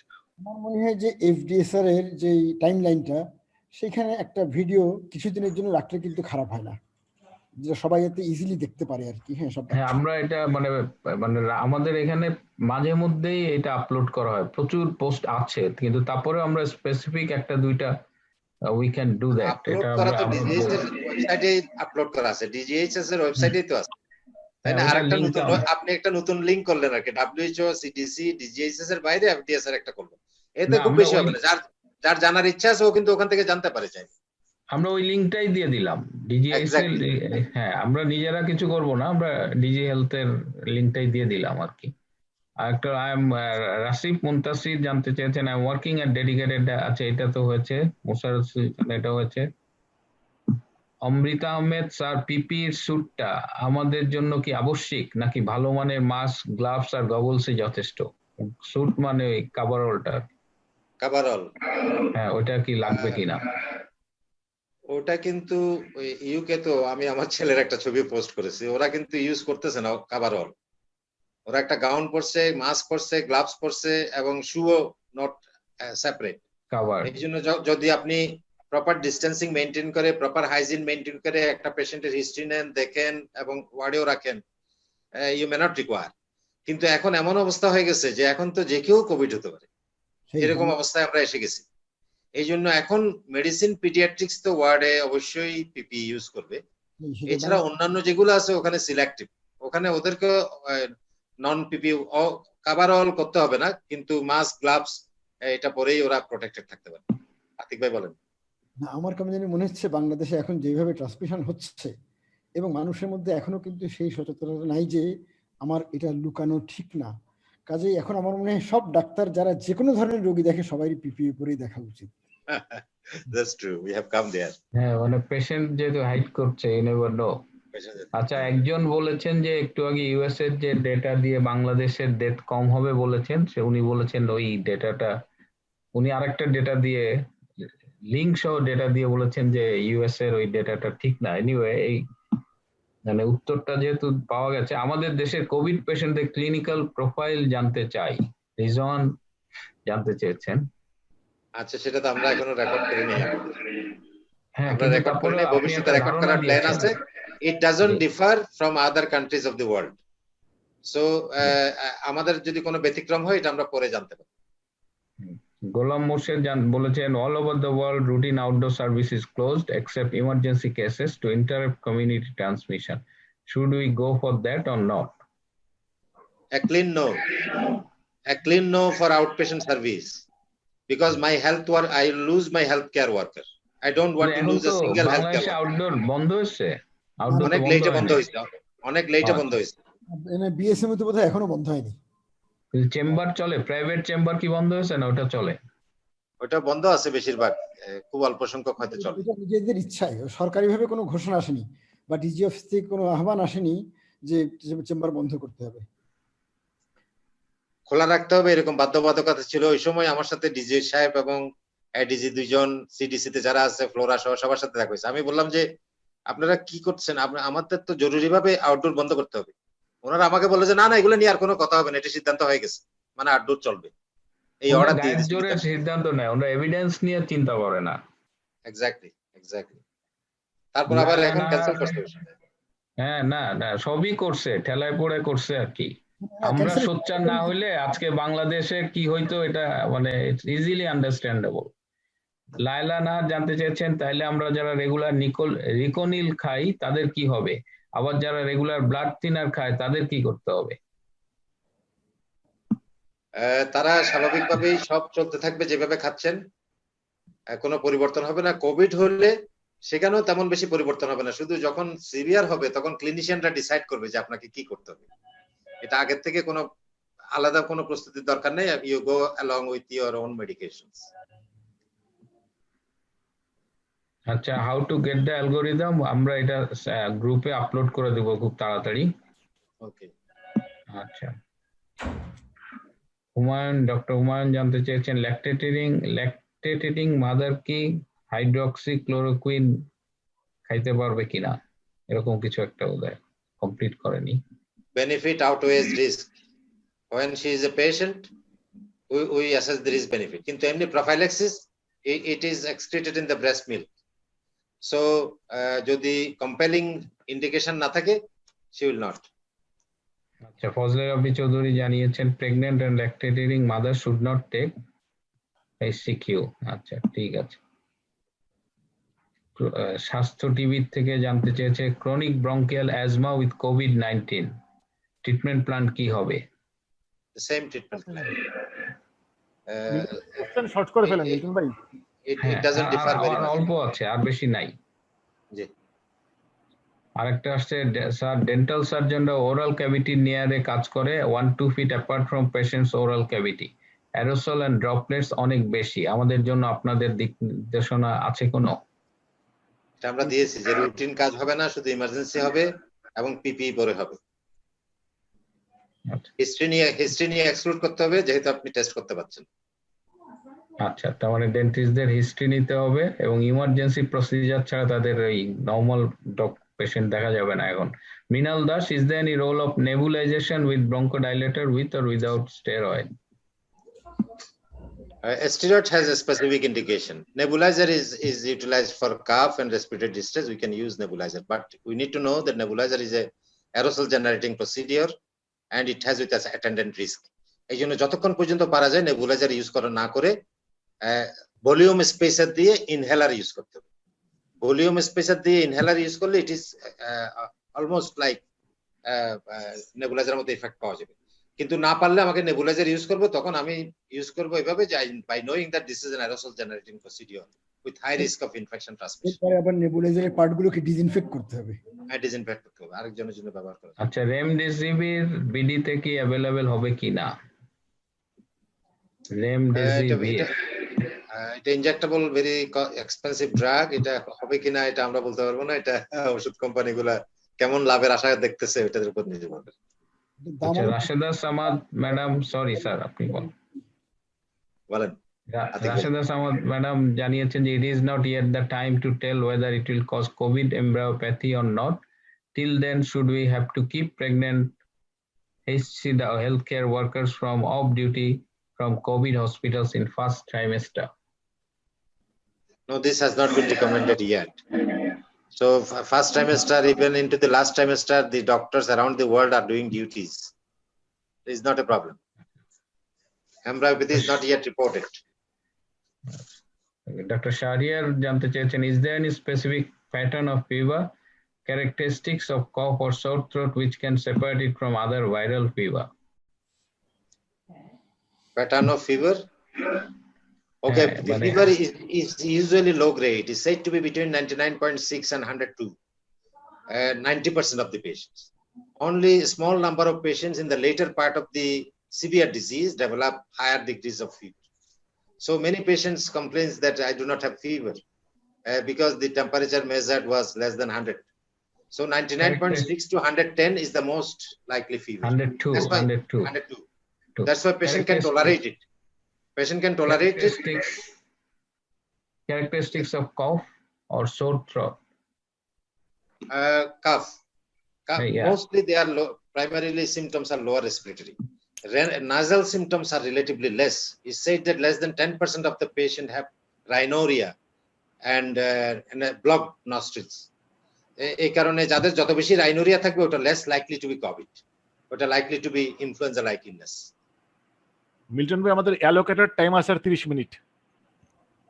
আচ্ছা হ্যাঁ আচ্ছা, স্যার, এখানে হয়ে গেছে স্যার। আমরা গোলাম মোর্শেদ জানতে চেয়েছেন, tell us about the diagnosis regarding real time PCR related to the duration of disease process and sensitivity of PCR।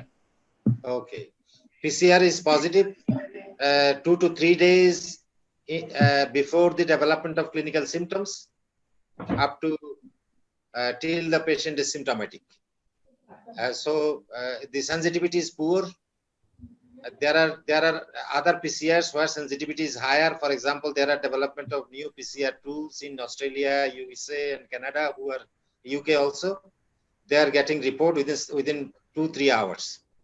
So in Bangladesh, the PCR we are doing, it will require a longer time, and the sensitivity is around 70%. এখানে যদি আমি sampling error হয়, sampling error মানে ভালোভাবে sample collection না হয়, সেখানে আরো কমিয়ে দিতে পারে সেনসিটিভিটি।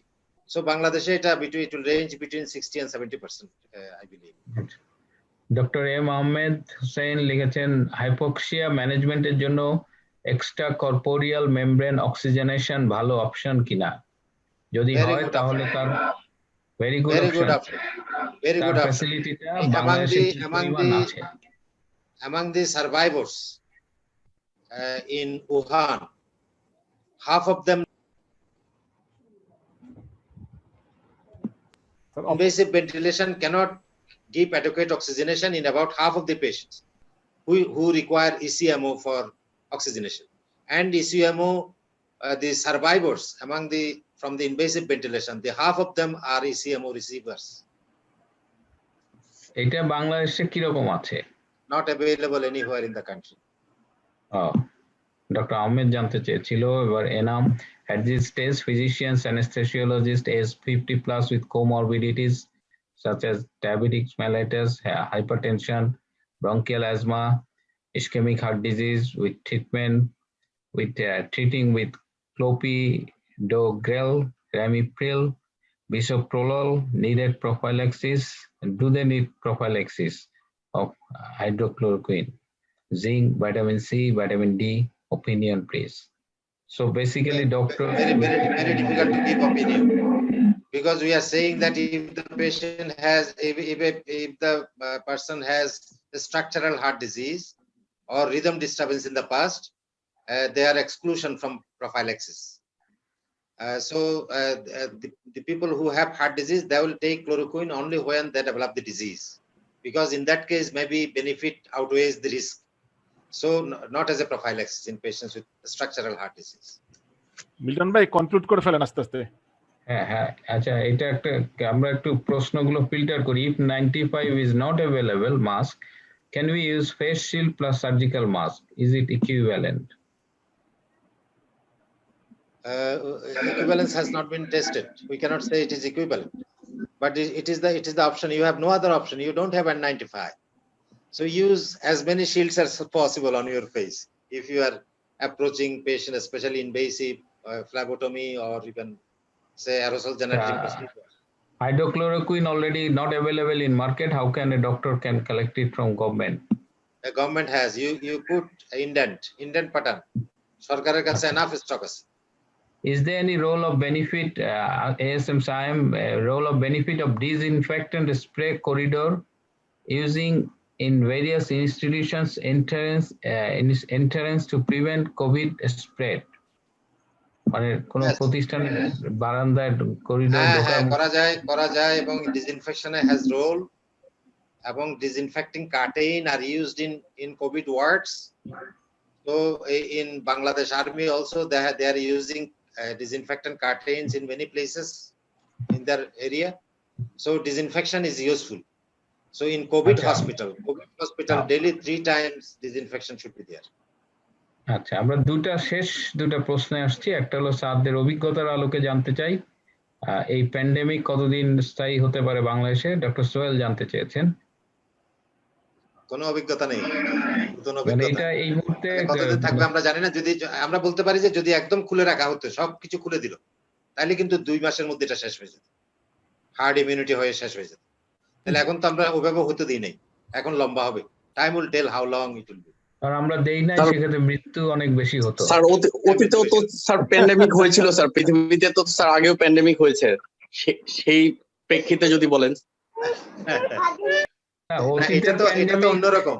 আগের গুলা তো সার্স এবং মার্স দুটাকে তো ভেরি এফিশিয়েন্টলি কন্টেইন করা গেছে, এটাকে তো কন্টেইন করতে পারেনি। ওইটা এত বেশি স্প্রেড করেনি তো সার্স মার্স। Expect করেনি। এটা নটোরিয়াস, এই জন্য এটা সম্পর্কে পুরা করা যাবে না। মনে করেন যে এটা আমরা ওই যে বিভিন্ন জন বলছে, যেমন অস্ট্রেলিয়া বলে দিছে যে 2021 সালের আগে অস্ট্রেলিয়ার বাইরে যাওয়ার চিন্তা বাদ দিয়ে দেবে। WHO বলছে যে 2020 সালের মধ্যে 2020 সাল 21 সাল পর্যন্ত এটা আমাদেরকে সোশ্যাল ডিস্টেন্সিং মেনে চলতে হবে। তো এরকম বিভিন্ন প্রপোজিশন আছে। আমরা এরকম কোনো এপিডেমিওলজিক্যাল এক্সপার্ট নই যে আপনাকে বলে দেবো এতদিন পরে হবে, তবে এটা কয়েক মাস তো বটে। মিল্টন ভাই বলতে পারবে হয়তো কিছুটা স্যার। কোন ভাইয়ের এখানে বাংলাদেশে কোনো ইয়া করা যাবে? আনসার হলো যে ভাইরাস উইল ডিটারমিন ইটস ফেটস। মানে এখন ভাইরাসের কোর্টে বল, আমাদের কোর্টে ছিল, আমরা এটা পাত্তা দিইনি। শেষ প্রশ্ন, which sample is preferred to diagnose either nasal swab or throat swab? Throat Which swab is sample better than nasal swab. Throat swab is Okay. better than nasal swab because nasal swab এ এটা বেশিরভাগ সময় anterior nose থেকে হয়ে যায়, এটা nasopharynx এ যেতে হবে nasal swab নেওয়ার জন্য। তাহলে nasal swab often misses the target, এই জন্য nasal swab এর negativity rate is higher. Okay. মাসে আপনাদের সবাইকে স্বাগত জানাচ্ছি টিভিতে। আচ্ছা, আমাদের আর কোনো প্রশ্ন নাই? আমাদের এখানে তুষার আছে নাকি? আমাদের সাথে তুষার জয়েন করছে নাকি? আমার মনে হয় যে মানে আমরা এক্সপার্ট দুজন একটু বলুন ভাই, মানে এক্সপার্ট দুজন একটু 5 মিনিট বলে আমরা শেষ করব। জি জি স্যার। আতিক স্যার আর রাব্বি বলে আমরা, ফজলে রাব্বি বলার পর আমরা শেষ করে দেই। জি আমি বলবো যে আচ্ছা ঠিক আছে, আমি বলবো আমাদের যে জিনিসটা টোটাল আলোচনার মধ্যে শুধু আমি বলবো গুরুত্বপূর্ণ পয়েন্ট একটাই, দুটা গুরুত্বপূর্ণ পয়েন্ট বাদ পড়ে গেছে। একটা হচ্ছে আমাদের ব্যাপক গণসচেতনতা সৃষ্টির একটা প্রোগ্রাম থাকা উচিত, এবং এটা তো সরকারেরই দায়িত্ব, সরকারই করতে হবে, সরকার এবং মিডিয়া। এটা একদিন পর্যন্ত গণসচেতনের জন্য যে পদক্ষেপগুলো নেওয়া হয়েছে মনে হয় যেগুলি কার্যকরী হয়নি, এগুলি ব্যর্থই হয়েছে। এবং এই জন্য আমি যেহেতু এফডিএসআর এর বেশ কিছু কর্মকাণ্ড আছে, আমি একটা জিনিস জানাবো, জাস্ট এটা একটা মনস্তাত্ত্বিক ইস্যু। বলা হয় যে direct communication is often not only ineffective but also counter productive. মানে আমরা যদি মানুষকে বলি যে হ্যাঁ তোমরা দূরে দূরে থাকো, এটা কাজ তো করবেই না, এটা উল্টা ক্ষতি করবে। এই জন্য ইনস্ট্রাকশনগুলোকে সাব কমিউনিকেট করতে হয়, এবং সাব কমিউনিকেট করার জন্য কবিতা, গল্প, গান, একাঙ্কিকা এগুলি ভালো মাধ্যম। এটার জন্য আমাদের গীতিকার, তারপরে সুরকার, শিল্পী, তাদের সাথে সাইকোলজিস্টদের একটা লিয়াজো হওয়া দরকার, এবং প্রপারলি এই বিষয়গুলোকে সাব কমিউনিকেট করে এই ধরনের মডিউল তৈরি করে সেগুলো একটা ব্যাপক প্রচার হওয়া দরকার বলে আমি মনে করি। আমার মনে হয় একটা গুরুত্বপূর্ণ দিক আমরা বারবার বাদ দিয়ে যাচ্ছি, এটা খুবই গুরুত্বপূর্ণ। ধন্যবাদ। ডক্টর ফজলে রাব্বি। আমার মনে হয় স্যার, আমার কাছে মনে হয়েছে যেহেতু একটা বিশাল সংখ্যক চিকিৎসকরা সাধারণ ওয়ার্ডে কাজ করে ইনফেক্টেড হয়ে যাচ্ছে, তো এটাও প্রমাণ করে যেহেতু চিকিৎসকরা একটু কনসাস কন্ট্যাক্টে চলে আসলো কিনা, এক্সপোজড হলো কিনা, বা টেস্ট করার অ্যাক্সেসটা তাদের বেশি, এর জন্য দ্রুত ধরা পড়ে যাচ্ছে। তো এটা হয়তো প্রকারান্তরে এটাও প্রমাণ করে আমাদের আসলে অনেক বেশি ডিপ লেভেলে কমিউনিটি ট্রান্সমিশন হচ্ছে, এবং পিপিই পড়ার ব্যাপারে আমাদের আসলে কনজারভেটিভ হওয়ার প্রয়োজন আছে। গাইডলাইনের বাইরে গিয়েও কিছুটা কনজারভেটিভ হতে হবে। আর বিভিন্ন স্ট্র্যাটেজির মাধ্যমে হয়তো কার্ভটাকে একটু লো লাইং রাখার চেষ্টা করা হচ্ছে। এই সময়টাকে কাজে লাগায় যদি সরকার প্রোঅ্যাক্টিভ হয়ে কোভিড হাসপাতালগুলোকে আরো বেশি পরিপূর্ণ করা, অথবা অন্যান্য হাসপাতালেও কোভিড হিসাবে ঘোষণা করে ওই প্রস্তুতিটা সবার রাখা, এটা we can buy this time actually. আর এক জেলার রুগী যেখানে ডায়াগনোসিস হবে সেখানেই ম্যানেজ করে ফেলতে পারলে, সারা বাংলাদেশে যদি সিভিয়ার কেসের ম্যানেজমেন্টটা ডিস্ট্রিবিউট করে দেওয়া যায়, তাহলে হয়তো চোখে একটু কম পড়বে, বা একটা নির্দিষ্ট কোনো হেলথ কেয়ার সেটিং এর উপরে চাপ একটু কম পড়বে। তো সেই চেষ্টাই হয়তো আমাদের করতে হবে আর কি। ধন্যবাদ।